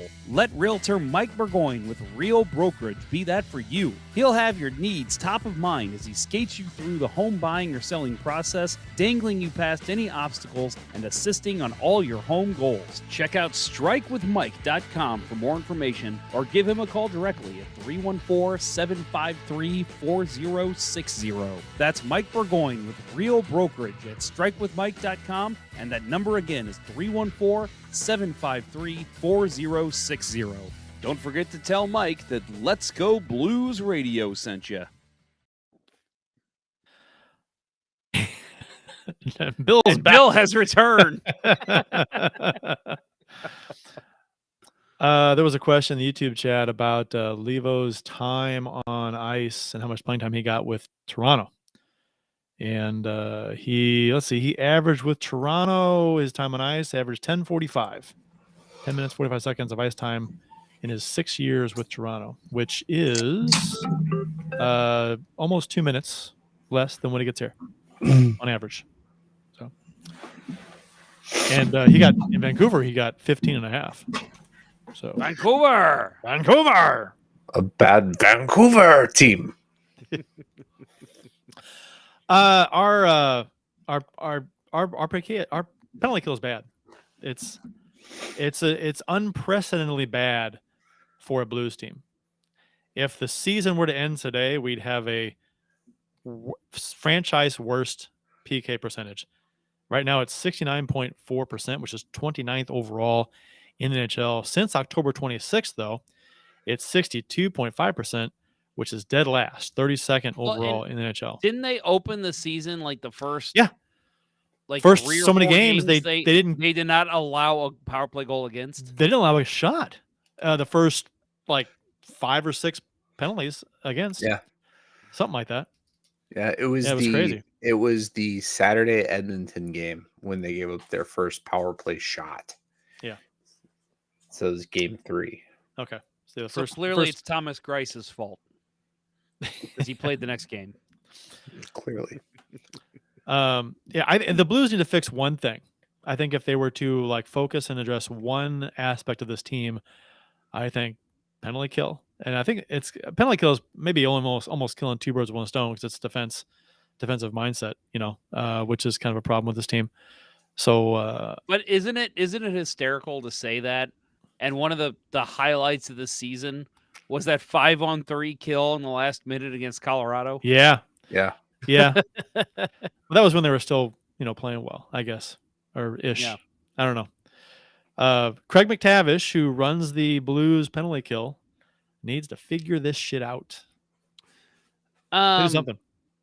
I mean, clearly he's not going anywhere. He was just hired, unless there's, I don't want to say it, something that like what happened with Jim Montgomery in Dallas, something like that. He's not going anywhere. So yeah, it's on him to figure this out. And it's not like it's a, hey, rookie coach, we're putting you on the PK, so good luck. This is a veteran guy. So there's not going to be no Berube saying, hey, I'm going to take this off you and put it on Van Ryn or Ott. No, it's going to stick with McTavish. It's on him to figure this out. Right. A veteran coach who played that role as a player, right? He was known as a defensive forward. So that would be ridiculous to strip away from him. And it, I think really the problem still stems from the D. Even if it is McTavish running the PK, it comes down to the D. And Sheldon totally agrees with me on this point. He's just like, oh, that PK is so bad. Are you near the ocean? Yes, there are mating whales behind me. Yeah, no, Fritz is chewing on Sheldon's ears right now. So dick. He is total. Sounds like Dory on Finding Nemo. Talking whale. So I right before the break, I kind of brought this up, but the Blues may be an up and down team this season. However, they are 8-3 in the last 11 games and 1 point out of the last wild card spot after being dead last a few weeks ago. And we are technically still in November. Next game is tomorrow or Thursday on December 1st. Also, last Wednesday, the Blues were just 2 points off their pace through 19 games from last season when they finished with 109 points. So going on that 7-game win streak was essential to that happening. And last season, they were 10-7-2 after 19 games. And this season, they were 10-9-0 after 19 games. So something to chew on. Yeah, I mean, this team goes on another streak. Forget about it, right? But I think that's where the naysayers will say, well, that's just not going to happen. that 7-game streak, it was an anomaly. Now, I'm not 100% on You that could say the same thing about the losing streak, though. I mean, Could. why? I mean, you know what I mean? No, I agree. But I'm just saying that's what the naysayers will say. Because they're 500. I am So you somewhere could in the middle. if you're gonna you pick one winning streak, losing streak. Which Right. you picking? You know. Well, it would have been beautiful if the Blues would have pulled out that win against Buffalo, right? Because then you would have had an 8-game losing streak followed by an 8-game winning streak. Right. So literally, you are evening out what happened the prior 8 games. But I don't know. I look at this team and I just say, they're in a wild card spot right now. And what's the They're point out. what's the thing? Well, so what's the thing they always say every year? Except for like 2019, which was the Blues were the exception. If you look at the teams in the playoffs for both the Western and the Eastern Conference on American Thanksgiving, those are the 8 teams that make the playoffs. Not in that order, but it's typically those 8 teams. That's just for whatever reason, that's how it's always panned out. So at that point, the Blues were in a playoff spot. So, I mean, I do think this team is a playoff team, and I still think they could come out of nowhere and still take second in the Central Division, as I predicted at the start of the year. But, man, I know I've harped on this now for 2 years, but it doesn't change anything. I do not like this defense, and the only thing you can do is change your defensive coach. And at this point, I said this about Mike Yeo in 2019. You're going to make a coaching change. Just do it. Back when it was like every day is Mike Yeo going to be fired today? That's kind of how I feel about Mike Van Ryn. I feel like it's every day at any point we could hear, the Blues have relieved Mike Van Ryn of his coaching duties and have promoted such and so to defensive coach. I feel like that is going to happen any day now. And so to me, I'm just sitting here saying, okay, Armstrong, you're going to do it. Yeah. So just do it now. It's kind of like when Yo was fired. It was like we exactly what I just said. Yeah. Well, I mean, the writing was on the wall for like weeks. What, a month? Yeah. Yeah. At least. So. Yeah. I remember a particularly bad loss to like the New Jersey Devils, I want to say, where they lost like 6-1 to a bad Devils team. And we all said the next night, we were like, so Yo's fired tomorrow, right? Like, that's not even a question. Right. And he wasn't. And it wasn't until he got shut out by Cal Peterson of the Los Angeles Kings.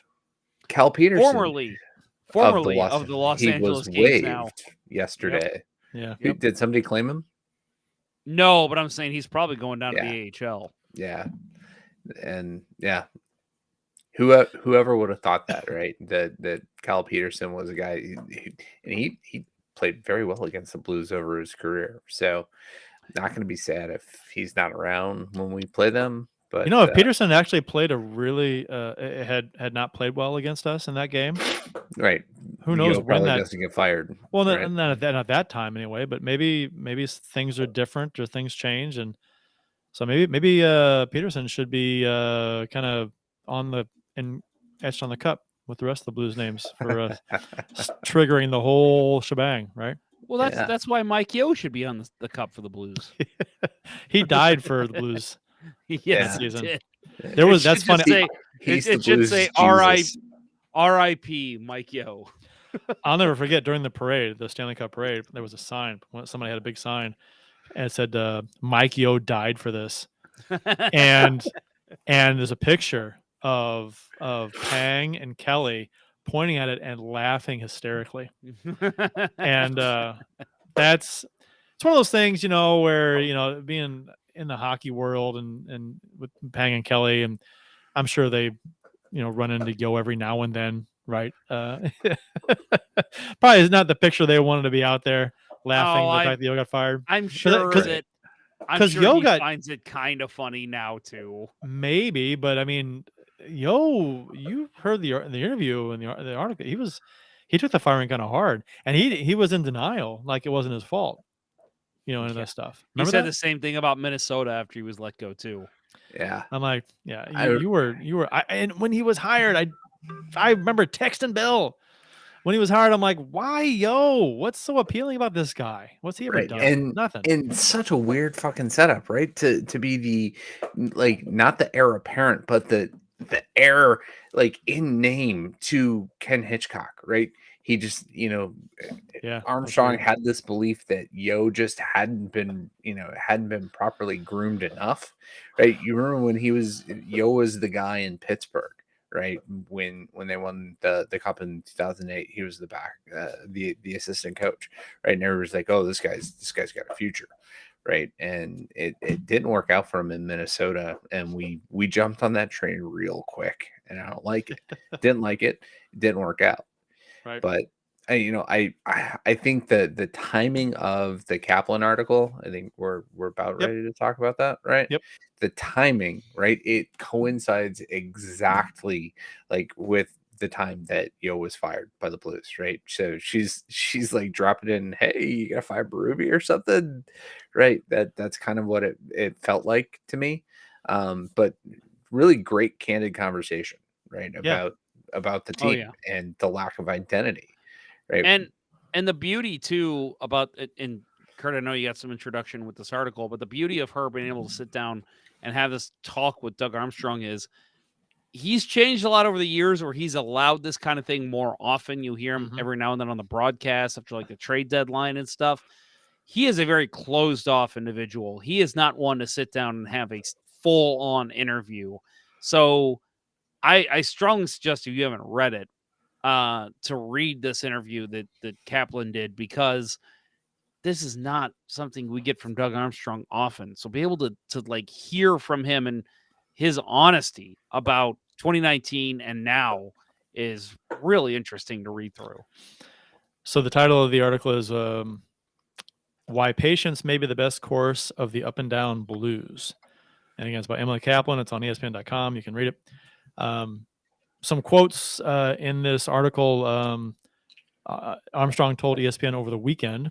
He said, "I've never been part of a group that's had such a diversity in play and results. Our peaks are high and our valleys are low, and we get to both quickly." I thought that was an excellent, in a nutshell, description of this team. Our peaks are high and our valleys are low, and we get to both quick, and that's true. And from period to period, they can sway. That's nuts. He also says, I know what our identity has been in the past, and I don't think this team has an identity yet. That's one of the struggles our coaches are having right now. You're a quarter into the season, and you still haven't found anything you can hang your head on and say, this is what a good team looks like. Again, spot on. And we talked about this weeks ago about this team not having identity. It was during the losing streak, early on in the losing streak, where we didn't know what this team was. They weren't like, they hadn't done anything really well all season. So it's like, what's our thing? Armstrong, referring to the 2018-2019 season, he said a lot of the pundits thought we were a solid team, a cup contending team, but we weren't playing like it. We wanted to be careful not to throw the baby out with the bathwater. Good players have bad years. I learned that early in my career from Bob Gainey. If a player is going to have 12 or 16-year career, they're not all going to be memorable. You don't want to make a mistake out of frustration. And I think that's that's one of the quotes to take from the article. That's probably his mindset that fans should take from this, is that it's a patience thing, not making a mistake, a move too soon necessarily, like in 2019, 18-19 when he didn't make a move. We all talk about how fans are, mentioned bipolar earlier, how fans are bipolar, right? It's you have a good game and it's, oh my God, this team's going to win the Stanley Cup. And then they have a bad game. It's trade everyone, fire the coach. This is terrible. Like it really is. And maybe it's not that extreme, but it's pretty close. goddamn It's close. to that. It's close. And it's close. Luckily, fans are not dictating what happens with this team, because if that were the case, this team would have already rebuilt 5 times in the past 4 years since they won the cup. So, again, I am more in the middle of, I don't think this team is a contender, And so at this point, see what you can do to change it. But at the same time, I am glad that we have somebody who's as, what's the word I'm looking for? I don't want to say patient. Yeah, like the name of the article. That's perfect. Who's somebody who's as patient as Doug Armstrong, who's not going to react. Now, man, an 8-game, and that was my point too. An 8-game losing streak is not something you see really ever, except for like a team who is really trying to tank for the top pick. But Bob for Bedard. yeah, the fact that he was able to still sit back and say, they'll right the ship, just give them time. That's it was so early. A lot more patience than I don't know I would ever have. Well, we'd only played 9. I mean, that losing streak was we played 10 games. You know, that's why. If that losing streak had come in December, it's a different story. But they were getting laughed out of the building every night of those. I know, but they hadn't even played 10 games for most of that streak. So I mean, there's still. I mean, it's still really. I mean, I get, and it's something that you have plenty of time. Not saying they will. I'm not saying that they're going to be world beaters or anything. I'm just saying that if games 4, 5, 6, 7 when they're losing, of the season, there's a lot of hockey left to right the ship and change things.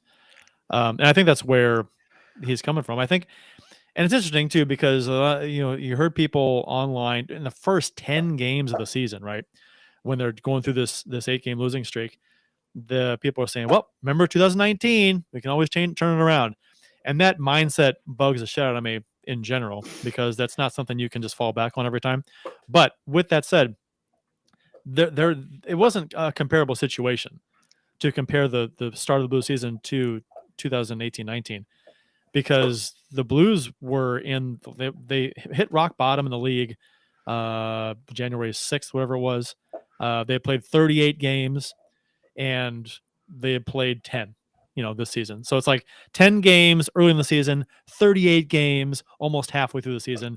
It's completely different. It's apples and oranges. So one team's playing like shit after 10 games. One team's playing like shit after 38 games. For me, man, I still say you got to throw 2019 out the fucking window. Right. I don't think you can ever. That's what I'm saying. Look at 2019 and say, that's what I'm saying. Well, they did it in 2019, so they'll right the ship. To me, no way. Well, again, I don't think we'll ever see that type of run again. No, it's 2019 was lightning in a bottle, right? In 2019, right now, what that means is, right, so you're saying there's a chance guys got it Right. one time and they're going to expect it forever, right? Just absolute, no, not going to happen. That run will never happen again to No. me. I don't think we'll ever see it. I'm inclined to agree. But with that said, I think the timing, again, I keep going back to this. It's the point in the season when that happened, and the point in the season when people are bringing it up after 10 games, this season.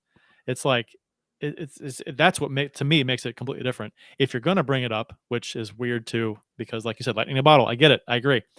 But if you're going to bring it up at all, it can't be after 10 games, because that's absurd to me. It's a different, completely different point of the season. It's not comparable. Suck harder for Bedarder. Matt Harris. His name is Connor Bedard, but apparently for Bedarder. It's suck harder for Bedarder. I feel like it's something you'd see on South Park. Armstrong also said, we all have a different definition of what a retool, a rebuild, or whatever means. And this quote is important. But it really just means you're taking a step back, Armstrong said. To me, taking a step back to take 2 forward, I have a vision for how that would look, but taking 8 steps back and trying to pick in the top 5 for the better part of 5 or 6 years, those things sound great in July, but they're not a lot of fun in January. And if you do that year in and year out, it takes a special market to be able to sustain the revenue and keep fans wanting to come out and see that team. Look at teams that have done it. Their attendance has dropped significantly. When they come back, they probably have great attendance again, but it's still a business at the end of the day, and we still have to put a product on the ice that can sell tickets. This is something that I've kind of said for years, long time. That, I think there's a group of fans that would be happy or fine, not happy, but fine with the Blues going through a massive rebuild at some point, in the history of the past. Suck for 5, 6, 7, 8 years, and then to try and build a team that way. And I've said it before. I don't think this market, as good a hockey town as this is, I don't care how good a hockey market you are. If your team sucks for a long time, your attendance you're going to lose a lot of money. And Unless you're in Toronto. Literally, Toronto is the only market you can do that well, in. yeah, and their TV deal, just Yeah. they make so much money through that they don't have to worry about it. But so I don't think people really take that into consideration when they talk about, sell off everybody. The whole mindset behind the Blues for a long time has been that they want to build. It's like not unlike the St. Louis Cardinals, to be honest.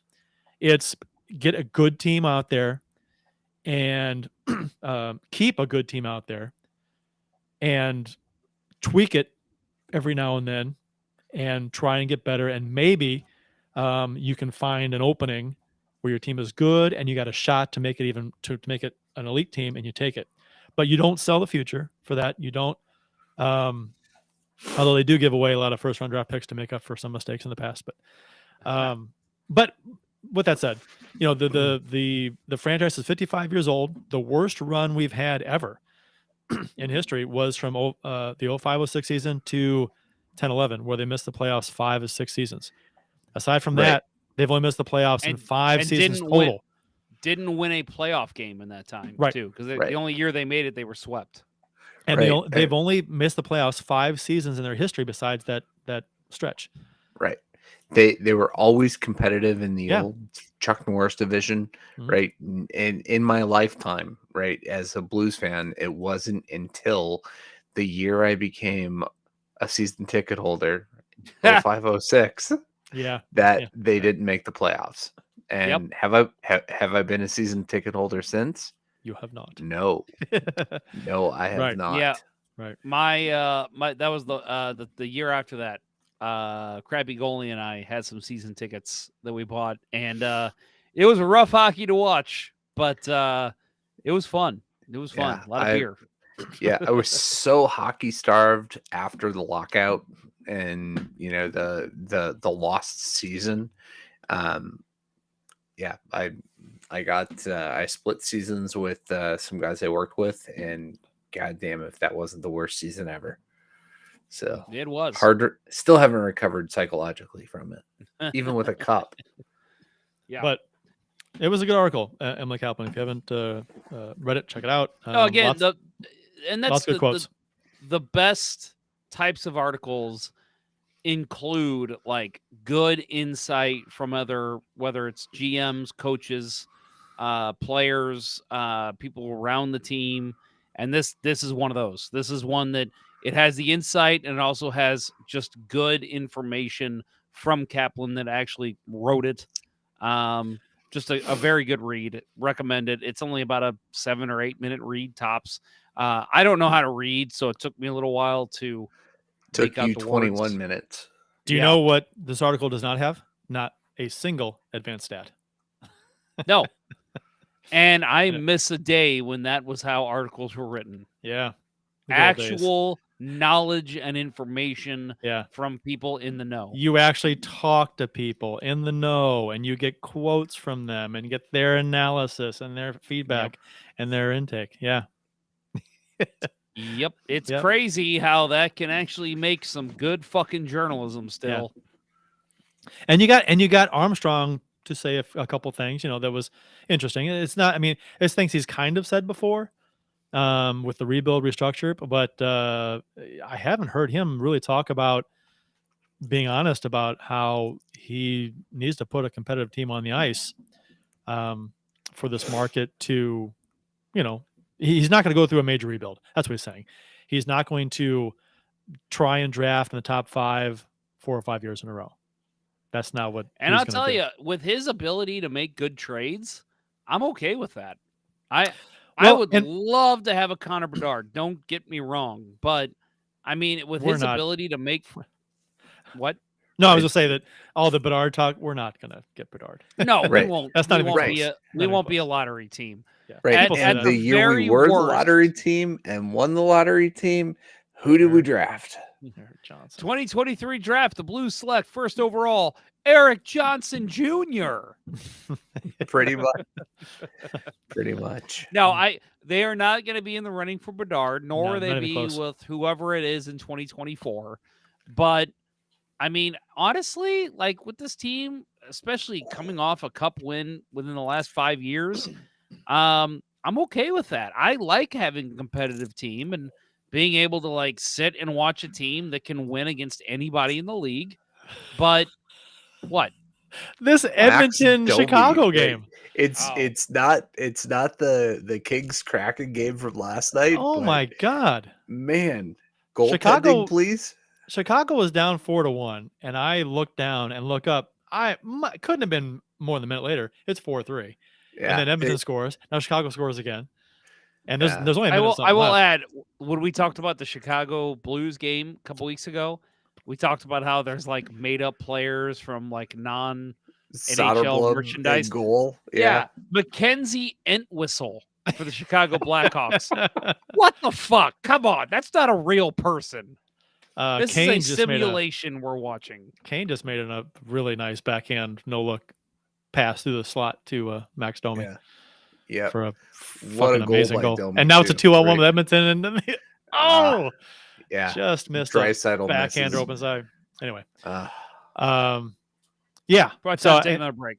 yeah, it is about time to take the break, and we're going to we'll talk about Toropchenko being sent down, and who's on deck next for the Blues, which is Carolina Hurricanes, and then some Jack Edwards talk, and then we'll close her down. But first, a word from Center Ice Brewery. Do you like hockey? No, of course you do. Do you like beer? Of course you do. Are you 21? Let's hope so. If you answered yes to all of those questions, run on down to your local beer distributor and pick up a 2-4 of Old Arena Lager, the Beauty IPA, or any other delicious hockey-themed beer from Center Ice Brewery. That's right, Center Ice Brewery beer is available at various beer stores around town, so check around for the one closest to you. That's Center Ice Brewery. Let's go Blues.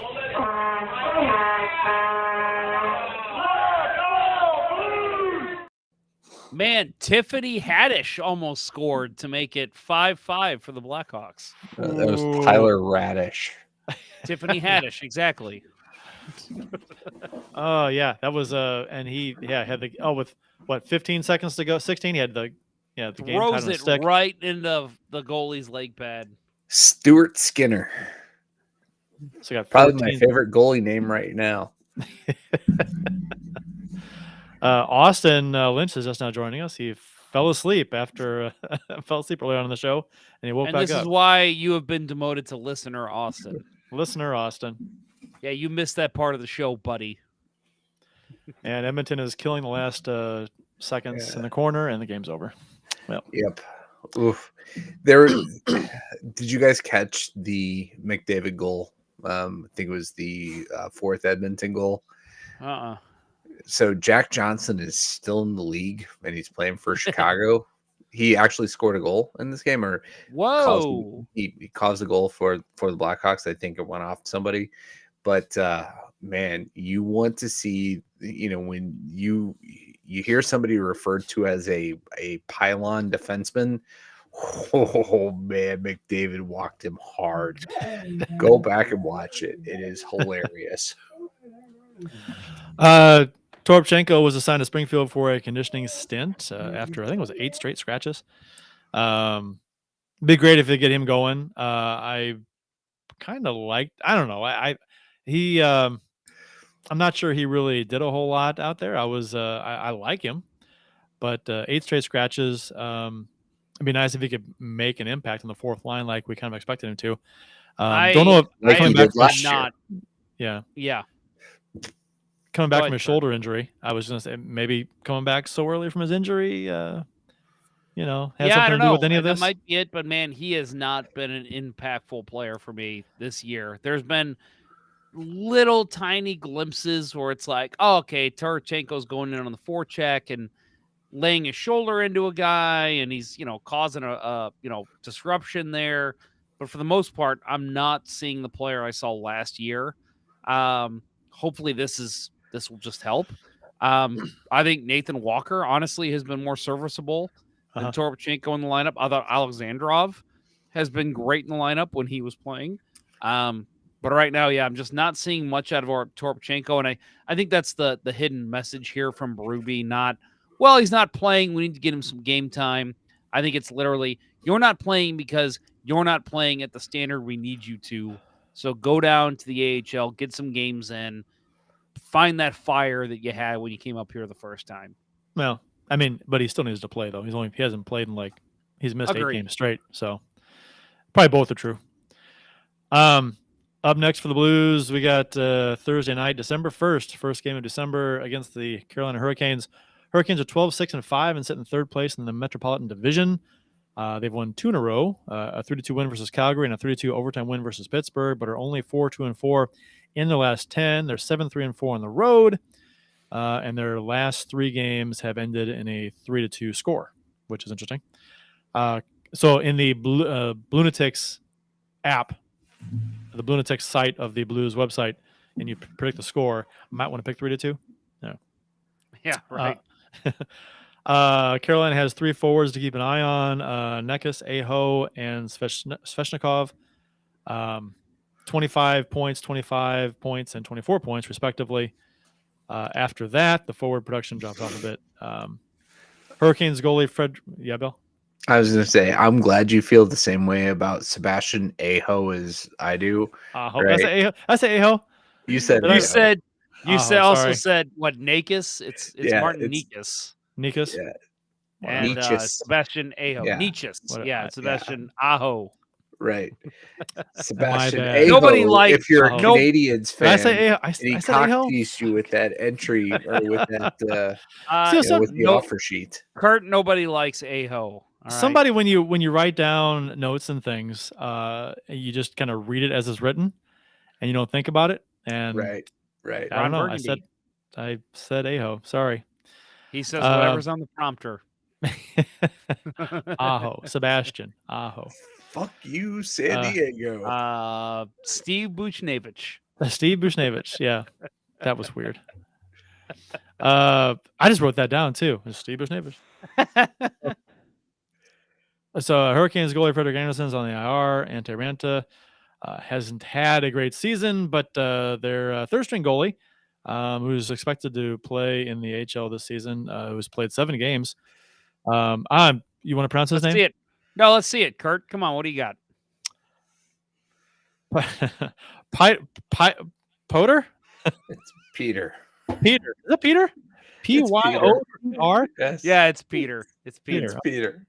Okay. Kachetov. Kachetkov. How do you say it? I'm gonna get Kurt a Peter Sidorkowitz jersey for Christmas. Kochetkov. Yeah. He's played 10 NHL games. I don't know how to say his name. I believe it's Kojakov. Is that correct, Bill? I think that's what I've heard. Okay. Yeah. Peter Kojakov. I should look up pronunciation before the show. He's played this will be his, if he plays against us on Thursday, it'll be his 10th NHL game. Give me a fucking break. Yeah, I mean, for Carolina, don't they want to Ranta? Okay, I'm glad you said that because that makes my mispronunciations not as bad. Okay, good. Glad I could help out. You know what we should have done? We should have got former St. Louisan Hannah Ray Yates to give us. She's got to be in town for this game, right? We should have got her on so she could give us a proper pronunciation of Peter Kochetkov. Is she in Carolina? Yeah, that's where she went. I did not know that. I would have not guessed that was Peter. P-Y-O-T-R. Yeah. I mean, I get it now. The O is silent. Yeah, I would have never guessed Peter. What it is, Kurt. The O is silent and the E is non-existent. Right.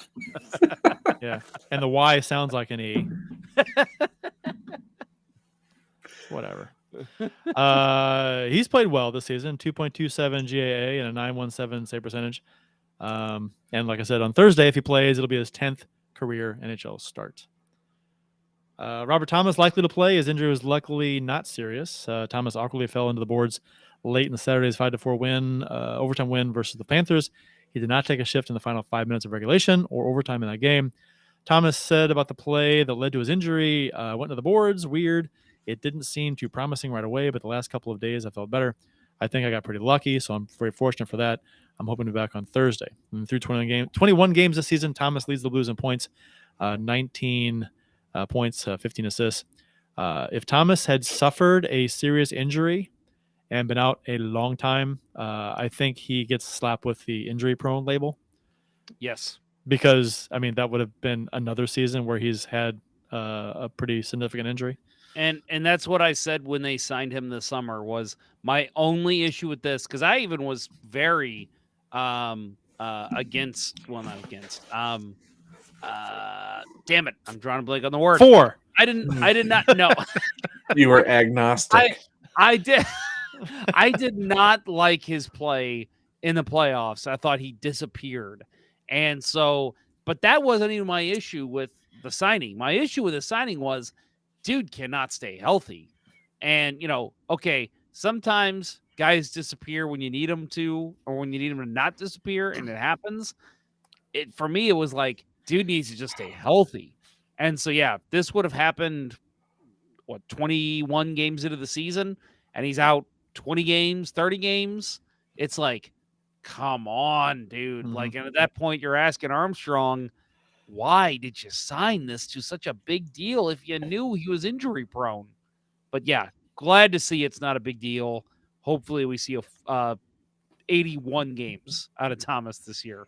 I think the most he's played is 72 in a season, so it'd be nice to best that this season. Rapid fire tidbits from the NHL. We got Boston play-by-play man Jack Edwards fat shames Maroon live on air during the game. Wow. So I'll say, man, we do. I mean, as somebody who's worked radio and obviously done podcasting now, you get off on these little weird things and you say things and it's funny at the time, but then you play it back and it's like, holy shit, what were you thinking? And this was one of those moments, I think. If you haven't heard it, here it is. Shift there for the fourth line for Tampa. Maroon, he's a handful down in that offensive zone below the goal line. Listed at 238 pounds. That was day one of training camp. I got a feeling he's had a few more pizzas between then and now. Yeah, that's before pregame. Yeah, right. Fasting.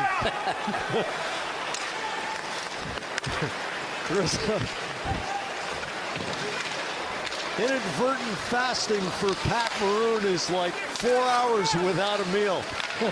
But hey, 3 cups in a row. Who can argue with his formula? There's a game going on. Inadvertent doing this. fasting, by the way. That term. Yeah. What the fuck, man? And there's a game going on. I mean, he just goes off for a minute just talking. Have you ever listened to a Bruins broadcast? Every once in a while, yeah. I'm pretty sure Jack Edwards has called about 12 minutes of Bruins hockey in his time as a Bruins broadcaster. Like that's all that guy does is goes off in stupid tangents and doesn't call the play. If he were my play-by-play guy, I would be fucking furious half the game. Like, call the game, dude. Who has the puck? I can't tell. Yeah, I think it's Sarah Valley. Did you see him? I saw several people call him out. Yes. But Sarah Valley is like, dude, you're drunk. You literally sound drunk. Get off the air. Yeah, Terrible. let me pull it up here if I can real quick, if I can find it. I don't know if I can find it real quick. Yeah, he basically went off on Jack Edwards.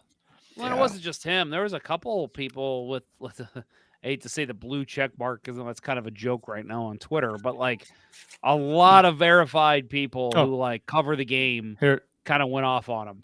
Here it is. Severelli says, a blowhard broadcaster fat shaming a professional athlete and 3-time Stanley Cup champion Pat Maroon doesn't deserve that. No one does. Go home, Jack. You actually sound drunk. It's great. Yep. And I guess I think people heard this because Pete Blackburn shared this. I'm pretty sure that's where most people got it. Right. He's a Bruins guy. Yeah, and he's just making fun of because he said Pat Maroon fully minding his own business, and then Jack Edwards does this. Yeah, it was funny, but I mean, I'm like, you know what, Edwards, it's just he's a stupid, he's kind of a hateful person. Lets his Bruins bias run his mouth during games at times, and he can turn into an ignorant fan. Sounds like an ignorant fan saying stupid things, and ends up being horribly unprofessional. And it happens a lot. He gets called out every season for stuff like this. Yeah. I was trying to find it. His broadcast partner, Andy Brickley. I hit a treasure trove of hockey cards from my youth, and from my youth, and I actually had an Andy Brickley card in here for this moment, and I can't find it. Well, But anyway, hey, here, there it is. Peter Nedved. Peter Nedved. And hey, he doesn't spell Peter with a Y or an O. In the greatest one E. In the best Vancouver Canucks jersey, by the way. Yes. I think. Now, I'll admit, man, like I have very thick skin. Like I hear this, and I think that Pat Maroon probably reacted the same way I did. Kind of laughed it off and was just like, oh, okay, guy that's sitting up in the 300s watching this game. Like, you know, I'm a professional athlete, and you're gonna fat shame me. Like, you know, I'm not gonna say what I'm thinking, but right. You know, Did you see how what I Maroon want to say? reacted, though? Right? Did you Yeah, see Maroon- how? Yeah, Right. he donated money to do a bullying charity. Yeah. Anti-bullying. Right. Yeah, right. Yeah, not for bullying. Anti-bullying charity, right. We love bullying down here in Tampa. Please And donate to this. he tagged Jack Edwards and Right. the NHL and saying, you know, you should too. You know, and Well, he said else. he donated in Jack Edwards' That's name. right, in Jack Edwards' name, and he encouraged other people to do the same. I guess. Right, and several of his teammates, including Steven Stamkos, followed suit. Yeah. Yep. Or $2,000 is like $2 to them. So. Yeah, but I mean that's fantastic. That's, that's the response. That's the right response. I get, and that's a perfect response because you can't, you know, he's not getting angry or he's not getting you know, no back and forth with that. It's just, oh, okay, well, I'll just, you know, I heard your childish, stupid remark, and we'll do something good with that, and there you go. It makes Jack Edwards look like a complete dick. It really does. Without saying it so. It's brilliant. It's brilliant. Pat Maroon, the genius. Oh, that's, I mean, again, I'm sure I don't know about every athlete, but I know a lot of athletes have like PR managers that kind of handle this kind of thing, and maybe even the Tampa Bay Lightning have somebody who stepped in for Pat Maroon was like, hey, let us handle this for you, you know, tweet it out for you. I'm sure something like that might have been involved, but this doesn't matter. It comes from Pat Maroon's account.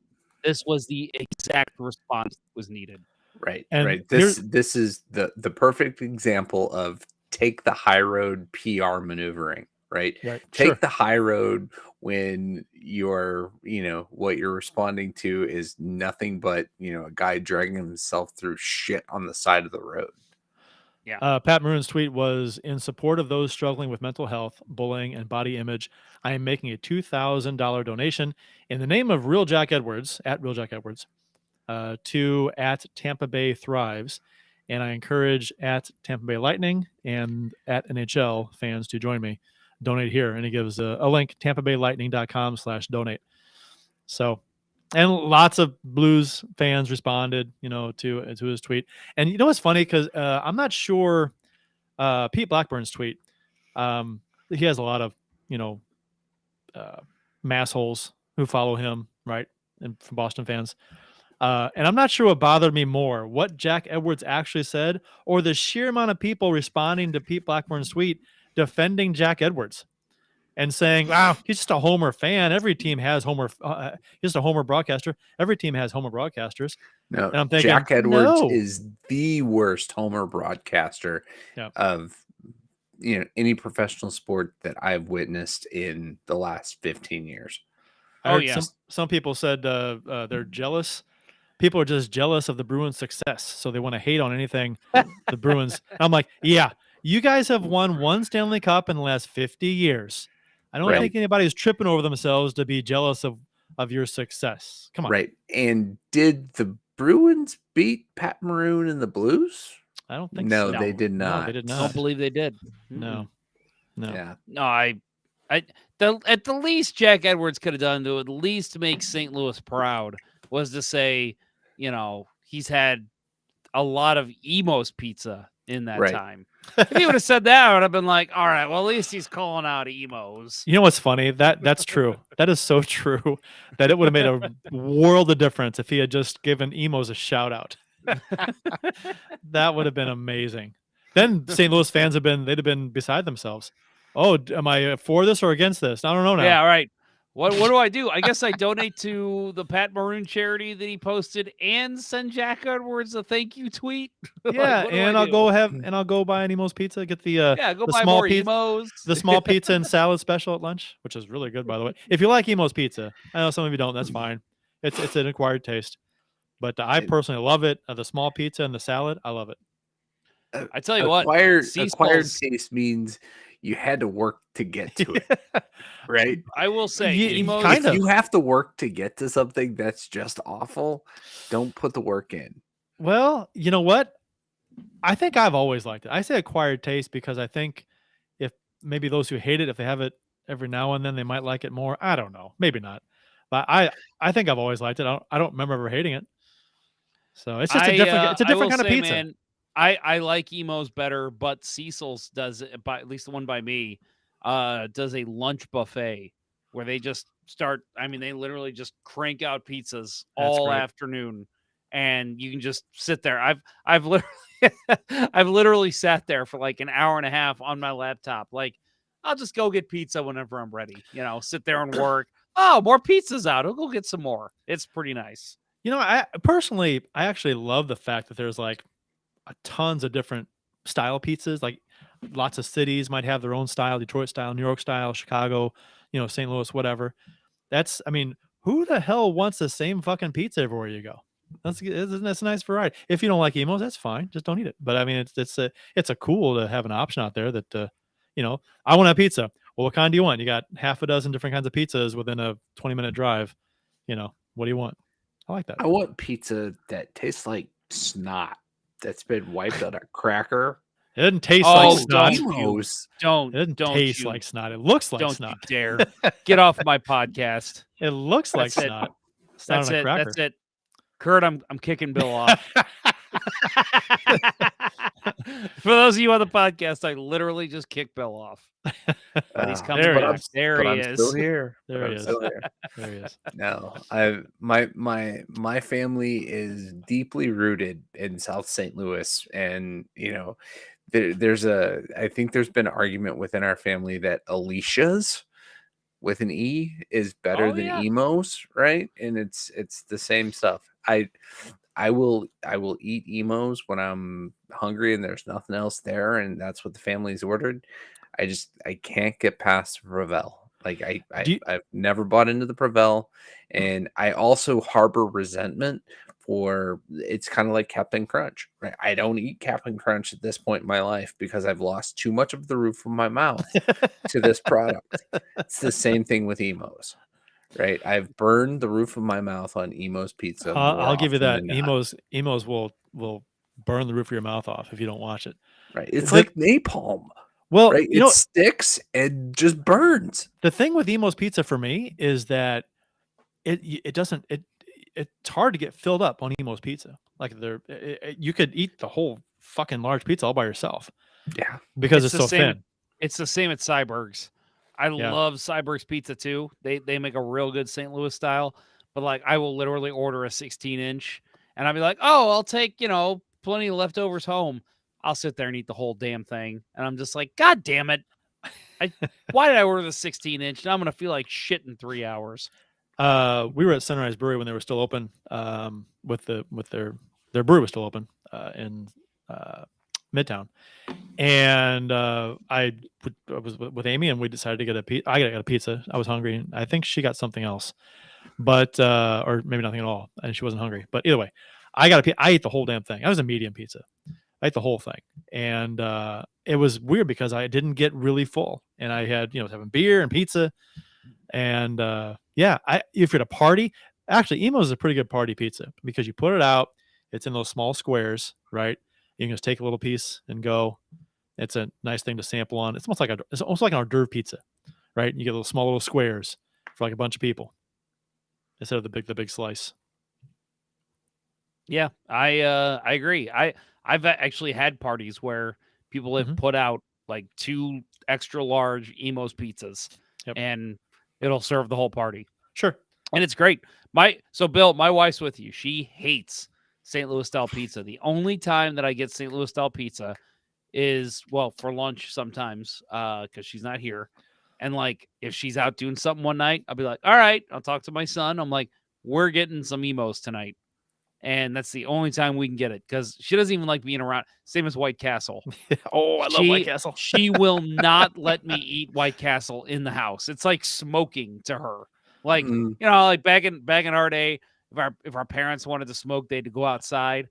Well, for me now, that's White Castle. If I'm gonna eat White Castle, I have to sit out on the patio. Well, I'm not White even allowed Castle to bring it in the house. That aroma does stick on you. Yeah, it does. White Castle. Do you like White Castle, Bill? Are you a White Castle person?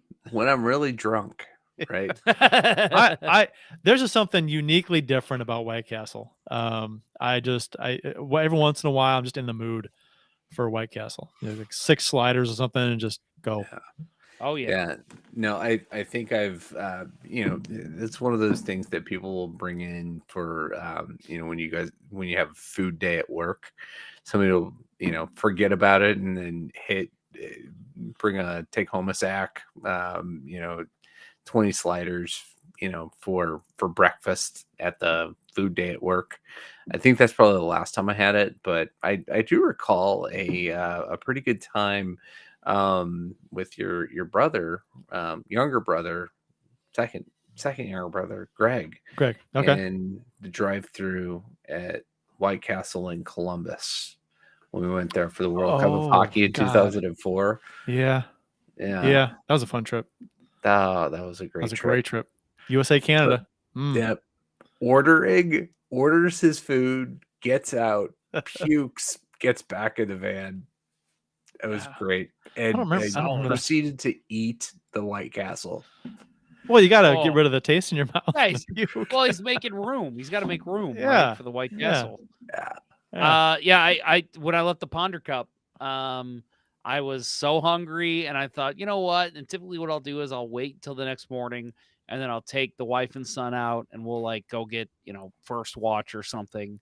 And that way I can just fill up at breakfast in the morning and feel fine.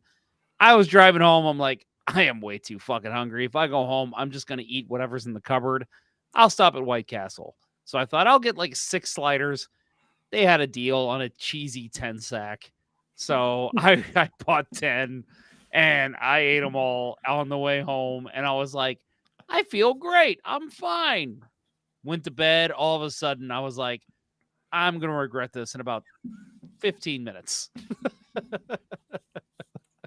I think 6 is the line for me. I kind of, when the Blues played the Blackhawks back in the playoffs back in, was it 01?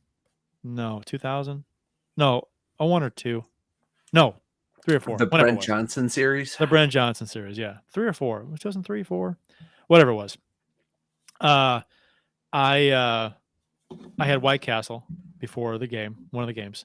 And Brent Johnson, an amazing game. And okay, so next game, same thing, White Castle before the game. And I found out I can't really do more than 6. If I do more than 6, then I run into a gray area where I'm like, yeah, you might be the trips to the bathroom might be a little interesting. If I have like 8 of them, like 6 is good. 6 is fine. If I have 8, that's pushing it. 10, probably for sure. So I had a last White Castle story, and then I'm done. I had a friend who one time was drunk on his way home in an Uber. Well, I guess the time was probably a taxi, and convinced him to stop at White Castle. He didn't know what he wanted. The guy was just like, "I'm just going to buy you a 30 case." What are those called? The Crave case? Yeah. Yeah. He's like, "I'll just get you a Crave case." So he orders a Crave case. He goes home, brings it up to his room, and he just is like sitting like at the edge of his bed eating the Crave case, right? Like burger by burger by burger. And next thing he knows, he said he wakes up in the morning and he feels awfully sick. And he just starts looking around his room and he's just like, "Oh my God, my room smells awful." He had only ate about half of the Crave case, Is that and all? the rest of it was just sitting on the side of his bed. Oh. And it had been like 6 hours. So he's like, "The smell in my room, oh my God, I've never smelled anything so terrible." And and since that day, this was probably 15 years ago, he's like, "I still cannot eat White Castle." I think it was my cousin Jeff, Bill, that I think, correct me if I'm wrong if it's not him, but I think he has a story where he was out one night years ago drinking and got drunk and went home, and he had a hangover the next morning, and he threw up. He puked, and he was like, and as soon as he threw up, he was like, "Oh, that's right, I had White Castle." Oh, I think that's his story. Yeah, I think that's his story. yeah. He had, back in the day, he had all the best stories. Now he doesn't stay up past 9:30. So doesn't drink, doesn't stay up past 9:30. All his good stories are gone. Doesn't drink, doesn't stay up past 9:30, doesn't listen to Let's Go Blues Radio. No, definitely impossible. not. No, Definitely he would. not. He would, if he found out how late we go, he would be like, "Are you fucking serious? I've been asleep for 4 hours when you start your show." Okay, good food talk. And oddly enough, I want White Castle out now really bad. I do too. Let's go get some. Jeez. The closest White Castle to me is in Fairview Heights. It's like a half an hour from here. Fairview Heights? That's about 20 minutes for me. I can make that drive. Let's You're do closer to Fairview than I am? About 25 for me. 25 minutes. It's about 20 minutes. I think that's about 20 minutes for me. Yeah. Huh. Okay. I mean, Yeah. I'm literally right at the JB wait. Bridge. No, there's so- one in Collinsville. Sorry, there's one in Collinsville. There's I forgot. You what are that is. closer to that one than me. That is for Yes. sure. Where's the one in Collinsville? So by I can't Arby's. think of it. By Arby's and Yeah. Bandana's barbecue. Yeah. Down by the dispensary, of course. Down by this dispensary. Yeah. That is a right. perfect spot for a White Castle. That is Not far. literally 5 minutes from my house. That's Nice. the beauty of where I live now. Like weird. Very nice. Yeah. You can have White Castle if you want right now. In 5 minutes. And stuff in the dispensary. Yeah. Well, Well, they're I'd closed. have that less than a minute if I wanted to, but That's true. When they close? 11? He's saying he doesn't need to go to the dispensary. For Oh. They close like midnight, don't they? Midnight or 11? that. Hey, starting in No. like a week and a half, I can say the same thing. yeah, Being a true. Missouri resident. Congrats, Missouri. Hell yeah. Because I've never done it before. Ever. Ever. Mm-mm. Yes, let us know how that first beer tastes too. Oh, I will. All right, let's wrap her up here. Chatting too much. Support for Let's Go Blues Radio is brought to you in part by ID Life, the world's only truly personalized vitamin platform based on a health assessment of your DNA. Visit rockinthatidlife.com for more information. That's rockinthatidlife.com and get 10% off by emailing Dustin at rockinthatidlife@gmail.com and tell him Let's Go Blues Radio sent you. And by Mike Burgoyne from Real Brokerage Realty. Visit strikewithmike.com today for all of your real home buying need. Real home, like a fake home. For all of your home buying and selling needs. I don't think he deals in fake homes. That's strikewithmike.com. He might. Who knows? It's the real brokerage thing. That's throwing you off there. Real brokerage, right? Strikewithmike.com. And by Center Ice Brewery. St. Louis's tasty hockey-themed beer. Check out your local beer vendors for availability. That's Center Ice Brewery beer. Please drink responsibly. And we have Matt Harris. I missed the little pop-up you had there. Oh, sorry. I was just saying, comment of the show goes to Matt Harris. He says, I'm about to make a donation of $20.19 in honor of Jack Edwards. That's glorious. 2019. That is great. perfect. Good That's stuff. really good. Perfect. Love it. That'll wrap up episode 10 of season 11. It feels like we've done more than 10 shows this season, doesn't it? This like team we've is done more than 10 shows tonight. This season has been rough at times so far. Season 10. I actually had to check your math on that. You're right. Oh my God. Only 10 episodes. Seems like we've done like 15. Yeah. I know. Episode It's been a long 10 one. of season 11 of the original St. Louis Blues hockey podcast, Let's Go Blues Radio. Thanks for listening. And thanks to those who participated in the YouTube and Facebook live chats during the live show. We hope you enjoyed it as much as we've enjoyed bringing it to you, which we know you did. For Jeff Ponder and Bill Day, I'm Kurt Price. Until next time, everyone, let's go Blues. Let's go Blues. Let's go Blues. Here we go. The Chiefs are at home tonight against Cyanosport at the War Memorial at 8. Good seats are still available. A look at sports. I think that went very well. Thank you for listening to Let's Go Blues Radio. Now take off, hosers. I want you to have a heart attack and die so that we never have to do this shit again. Well, there's 90 minutes of your life you'll never get back. Sorry. St. Louis Blues, St. Louis Blues.